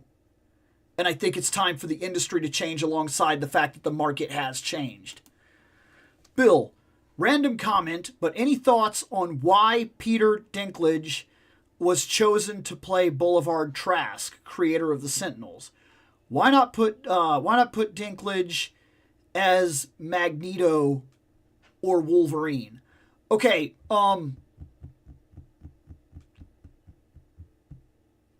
I think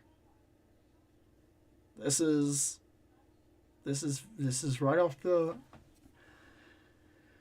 I think he, and this is the only explanation I really have.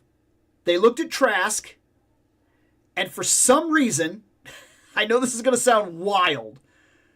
We know that the people making the movies are only reading the bare minimum of comic book things. And I think that it almost feels like somebody confused Trask with Dr. Psycho. I know that sounds wild, but it almost feels like somebody had the mental image of Dr. Psycho, but was thinking Trask and accidentally put them together, and that's how we got him. Like, it really feels like that's what happened. It's really wild. I know that sounds off the cusp, but I really do think that. Like, it just seems so weird to me, that casting, when there are so many other people that would have made sense. Like, it's just it's a weird casting choice. Now, to be fair, anything you put him in, I tend to like him, so like it didn't really bother me, and it did kind of add a different edge to the character, but not one that necessarily sold me on the idea 100%. I don't know. I'm still torn as to who I see playing Wolverine. I've seen a lot of people that want a lot of different things.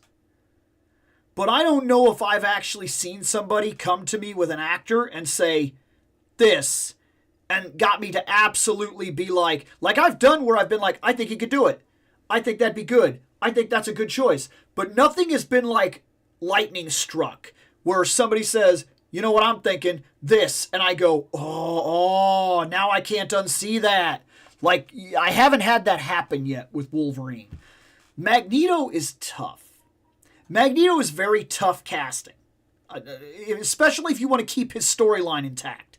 Because if you want to keep his storyline intact, he has to be really old. Like, really old. To the point where it almost doesn't even make sense if it's a modern day movie. Like, he's so old. I'm not trying to be mean, but regardless of his power set, have you seen Magneto in the books? In the animes? Like, he's ripped. He's so big. And yet he's supposed to be so old. It doesn't even make sense. Like, it's bizarre. They need to, not that I fully want this, but you either need to explain why he doesn't age fast, or you need to rewrite that storyline. Or the X-Men needs to be a time period type of situation. Because we are nearing the point where his storyline no longer makes any sense. It can't be used properly. You need to change the event to something later down the road or something. Because Magneto's becoming really complicated as time goes. And in terms of who I wanted to be played by, I don't have an answer for that either. Like, I'm not a casting director. I'll put that one out there right now. I'm not. So, like, I don't know who my first choice would be or anything like that. I really don't know. And I almost wonder if you'd want to go against type with Magneto. Like if you want somebody in that role who can be very charming and charismatic. But he also has to be able to do absolutely heinous things. And somehow you have to still, every now and then, be on board with it. Like in a way that's almost uncomfortable. That's really, really hard to cast, because that is a tough role to play. Imagine Magneto being 3 feet tall, controlling paper clips, or 3 feet tall Wolverine with some gardening hedge clippers. Unfortunately, Hasbro has contracts. Them, and it's not easy to simply stop doing them unless they aren't selling, albeit Walgreens exclusives. Right. Okay. Oh, I get what, yeah. This is how they get our money. They dangle exclusives in front of our faces and they chase them, and we chase them like we're on a hand. Yeah, absolutely. I believe it at 90% online. People have delivery drivers for $10 worth of McDonald's. Why not a $30 toy? That's true too.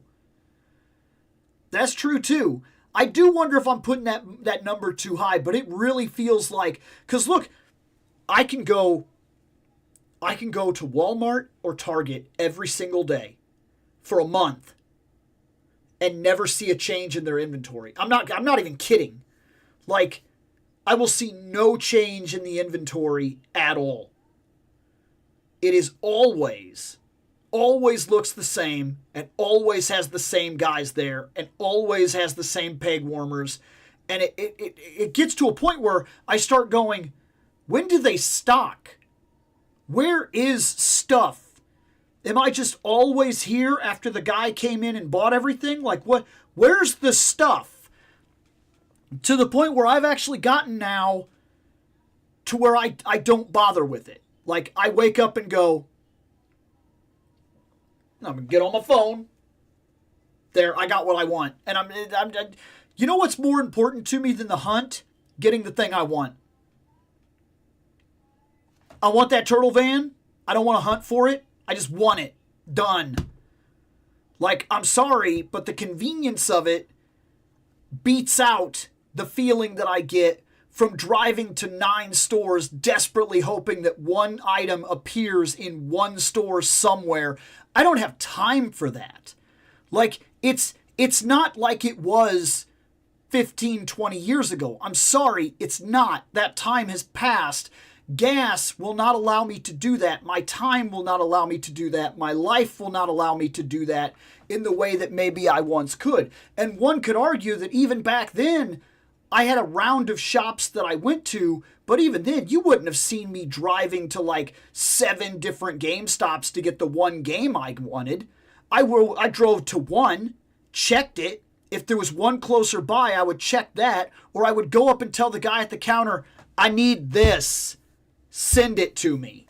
I've been doing that since I was in my 20s. I'm not interested in doing all that other stuff. The convention will come to me and I can see a whole bunch of things and I can pick from that. I'm sorry, but that's where the hunt is for me now. It's not the same monster that it used to be. Imagine the build up to Magneto and it's Peter Dinklage in a Magneto costume, just space plants. Let's see. I was just really curious your thoughts. Plus, I like to add a bit of humor. So no. Absolutely, don't go too far. No. Ask your questions, man. That's what we're here to do. We're here to hang out, ask questions, talk fandom. So sometimes I open 3-4 figures a night. Sometimes we get to a point where I just say that's what we've opened for the night.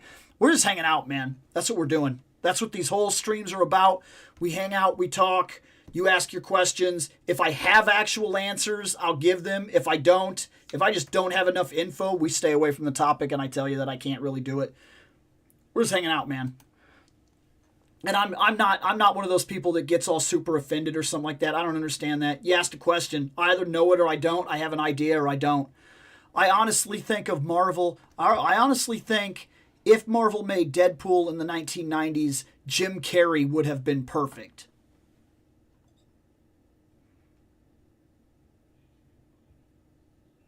I mean, I don't know many other choices at that time, to be fair. They'd have had to put him through a very serious workout regimen, but like, yeah, I don't know if you have many other choices at that time to get away with like that character. Funny enough, Captain America's backstory becomes more and more effective. When he was first thawed, he'd only been frozen for like 16 years or something. Yes, I agree. Captain America is an interesting thing because you freeze him and then you unthaw him and he's a fish out of water and out of culture. Like, it's not just a new place, the whole world is different. The technology is different. The people are different. The morals are different. The politics are different. Like it's a whole different world for him when he wakes up, and it always plays out to how that works. And the longer he's frozen, it just adds to different things you could do with him. Like, so his backstory is kind of perfect because they found a way that you can always thaw him out and do the same story, and it always works. But you can't really do that with certain characters. They reach a point where you have to change the confrontation they were part of. Like with the Punisher. They've gotten to a point where they have to move up the war that he was in. They have to say, he used to be part of this conflict. That's getting a little testy right now. Oh, but you know what we have? We have this conflict. Now he was part of that. And so they could just move him around where they need him. And that works. It keeps him ever flowing as well. They've just got to constantly keep in mind, hey, this new Punisher that we're doing, he needs to be about 30 years old, maybe 34 at the most, and he has to have been part of a specific conflict. Okay, well, let's check the books. That's where he was. You can do it with him, and it's not that hard. But like Magneto, his story's getting very unbelievable. He basically got turned into a baby somewhere in the comics, kept his white hair, but eventually, when he returned, he was younger than what he used to be, but still was mature. Did that really happen? Is that really part of his backstory? Is that he de-aged at some point? Magneto probably stays buff as an old guy because he can control the iron in blood flow, or some science gym stuff would make sense to me. Like he can control the blood flow in muscles over time or something like that. Okay. But even still, like, how old is he? I mean, look, Magneto is really super powerful, but show me a 98-year-old man that could take a punch from an adamantium hand. Like, he's in his 90s or some shit by now, and this one guy gets one lucky punch. All he needs is one lucky punch. You telling me Beast gets one lucky kick in his back and that guy isn't crippled for the rest of his life? I mean, it's getting ridiculous at this point. I don't know how much longer you can get away with it. At some point, you have to ask how old he is. The only toys Target seems to have, or Toy Story 4 stuff, or Jurassic Park stuff, just sitting around for years. Right, and they never move. They never move. It's crazy to me. We don't dare talk about the Gamerverse Psylocke Thanos 2-pack massacre of June 2025. It was insane. People were acting like it was single all the way.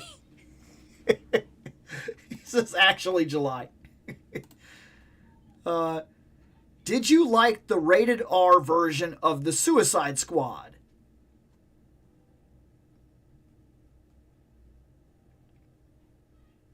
Yes?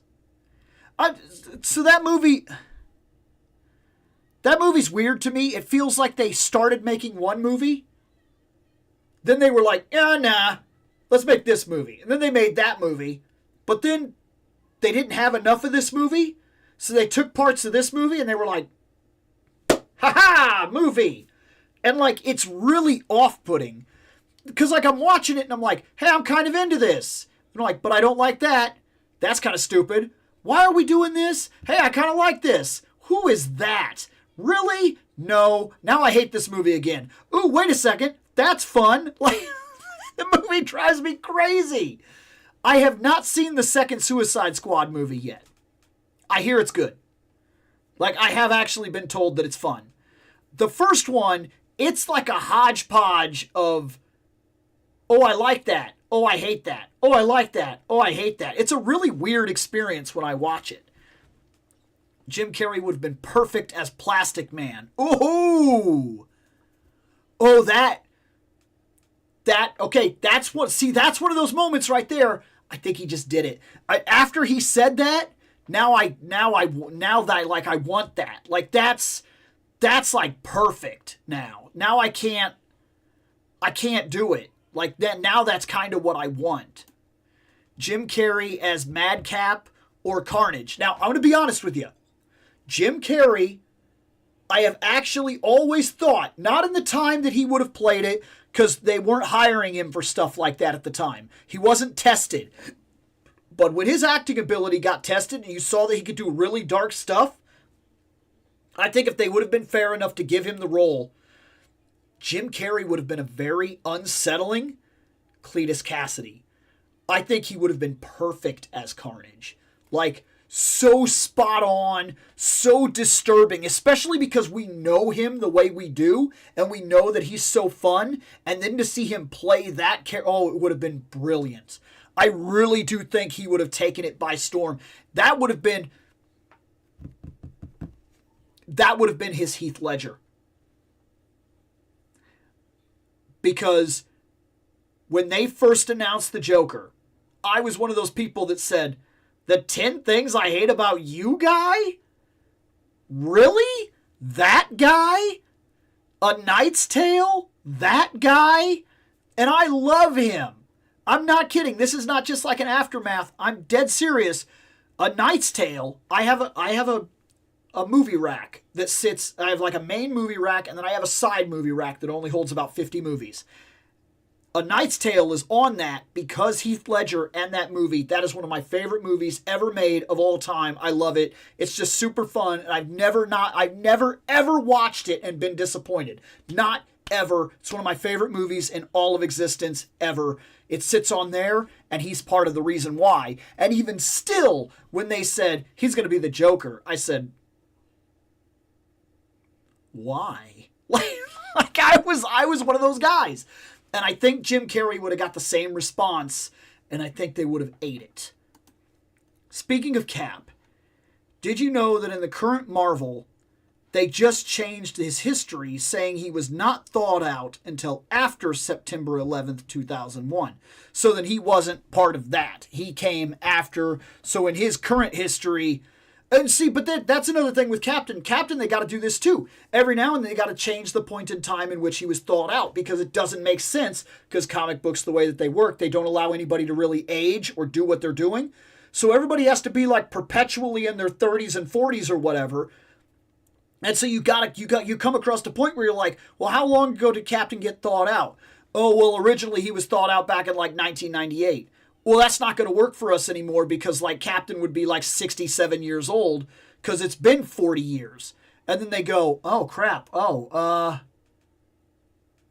well, okay. Then you know what? He was thawed out in like 2012. Like, they have to keep doing that with him, otherwise they'll lose the credibility of how old he's supposed to be or whatever. And you could get away with it a little bit with him. You could say the super soldier serum slowed his aging process, but then you have to explain why nobody else around him, why they all look the same age as him, because if he's aging slower than them, then they should look older than him. So the comic books is just a mess the way that they choose to do it. And I know we're all supposed to go, it's just comic, let it go, suspension of disbelief. But at some point, your suspension of disbelief has to go, how far am I supposed to disbelieve? Like, Deadpool is just a lame 90s cool guy Deathstroke ripoff, in my honest opinion. I'm not going to fight you on your opinions of Deadpool. I mean, you know me. I'm not a Deadpool fan. Absolutely. Bill, Magneto got turned into a baby and was gone for a while, but when he returned, he was ripped and yet mature.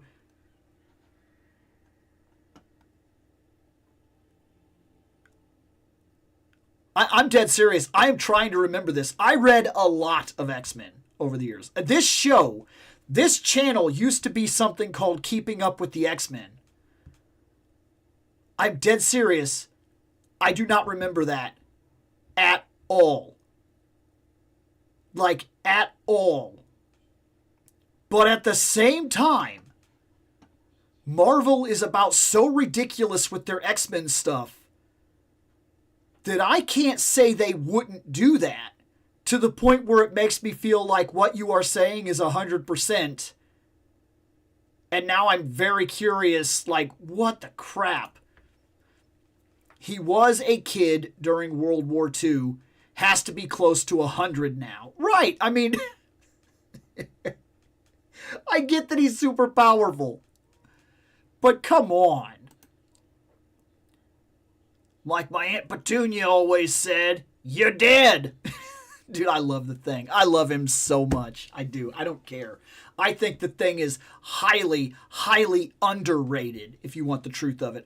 He's one of my all-time favorite characters. Like, bar none, hands down, the Thing is fantastic. I don't care. DC was having to explain why OG JSA members weren't properly aging all the way back in the 80s and 90s. Right, because they were supposed to be old guys that served in the war, and now they were like old retired superheroes in like the JSA comic. They were still kind of serving as superheroes, but they were basically retired heroes training a new generation of heroes. And that made sense for how old they were until they got to a certain point where you had to go, wait, so like how old is the Flash again? Like, what if he trips? Like, so Xavier turned him into a baby in Defenders issue 16. Yeah, but like, Xavier doesn't have that power. He could mentally do it, but like, how do they explain that? Was it some sort of item or relic or some sort of weird, like, because Xavier can't do that. He doesn't have the power to genetically manipulate you. That was If Thing was Charles Bronson. Not sure if you got my previous message.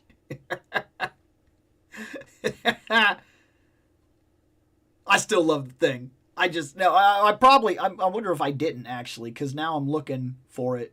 I wonder if it got, sometimes the messages appear and then they like weirdly delete. But yeah, dude, I love the Thing. Like, he is my favorite Fantastic Four member. He's one of my all-time favorite comic book characters ever. I love him. I love his personality. I love the way that they do him. I love the way that his power is literally a curse on him and that his life was literally ruined by it. But he's such a good dude. Like, he doesn't get the same level of fame and fortune that the others do. People are afraid of him, even now. It's crazy that like people know what he is, but at the same time, because of the way that he is in general, like, I absolutely love the Thing. I really do. And nothing like takes that away. Like, oh, and Eric the Red, the restored him to his adult, but still kept him younger than he was. So somehow they genetically changed him, Xavier, which he doesn't have that power, to a baby, and then Eric the Red rejuvenated him, but then he was Eric the Red for a while. Stupid X-Men. This is actually part of the reason why I tell people, look, you can read Marvel or you can read X-Men. And I'm not kidding when I put them like that.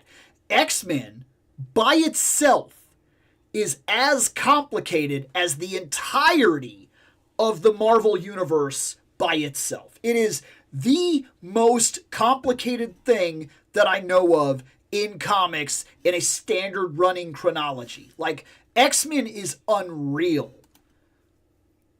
Judge Dredd actually ages in real time. He's like 80 now, but future stuff keeps him active. That's rare in comics. It's very rare. Like, very, very rare. I have run out of drink. Okay, guys. I am going to call it. I'm going to go downstairs, watch a show or two, get ready to go to bed, and set up for a couple posts for the week. And I think I have a couple of single videos that I'm going to do, like some talking points and stuff like that. But I appreciate everybody hanging out. I always do. And as far as I'm aware, I don't think we're taking a break. I think I'll have to check. I don't think right now that we're taking a break because like the holiday is falling on like Wednesday and Thursday, so it's weird enough. We'll see. So far, my plan is to still be here next Monday, and if something happens and that changes, we'll talk about it. But on January, the first air of January, we're going to review figures, and we're going to break down the list of everything we opened this year, which right now, and I'm not done with the pictures, I have 53 items in the list. And we already knocked half that list off because at the, I think it was around June or July, we knocked half the list off. We already went through and did a best so far list. And I'm going to come back January, and we are going to talk about what is left. And hopefully,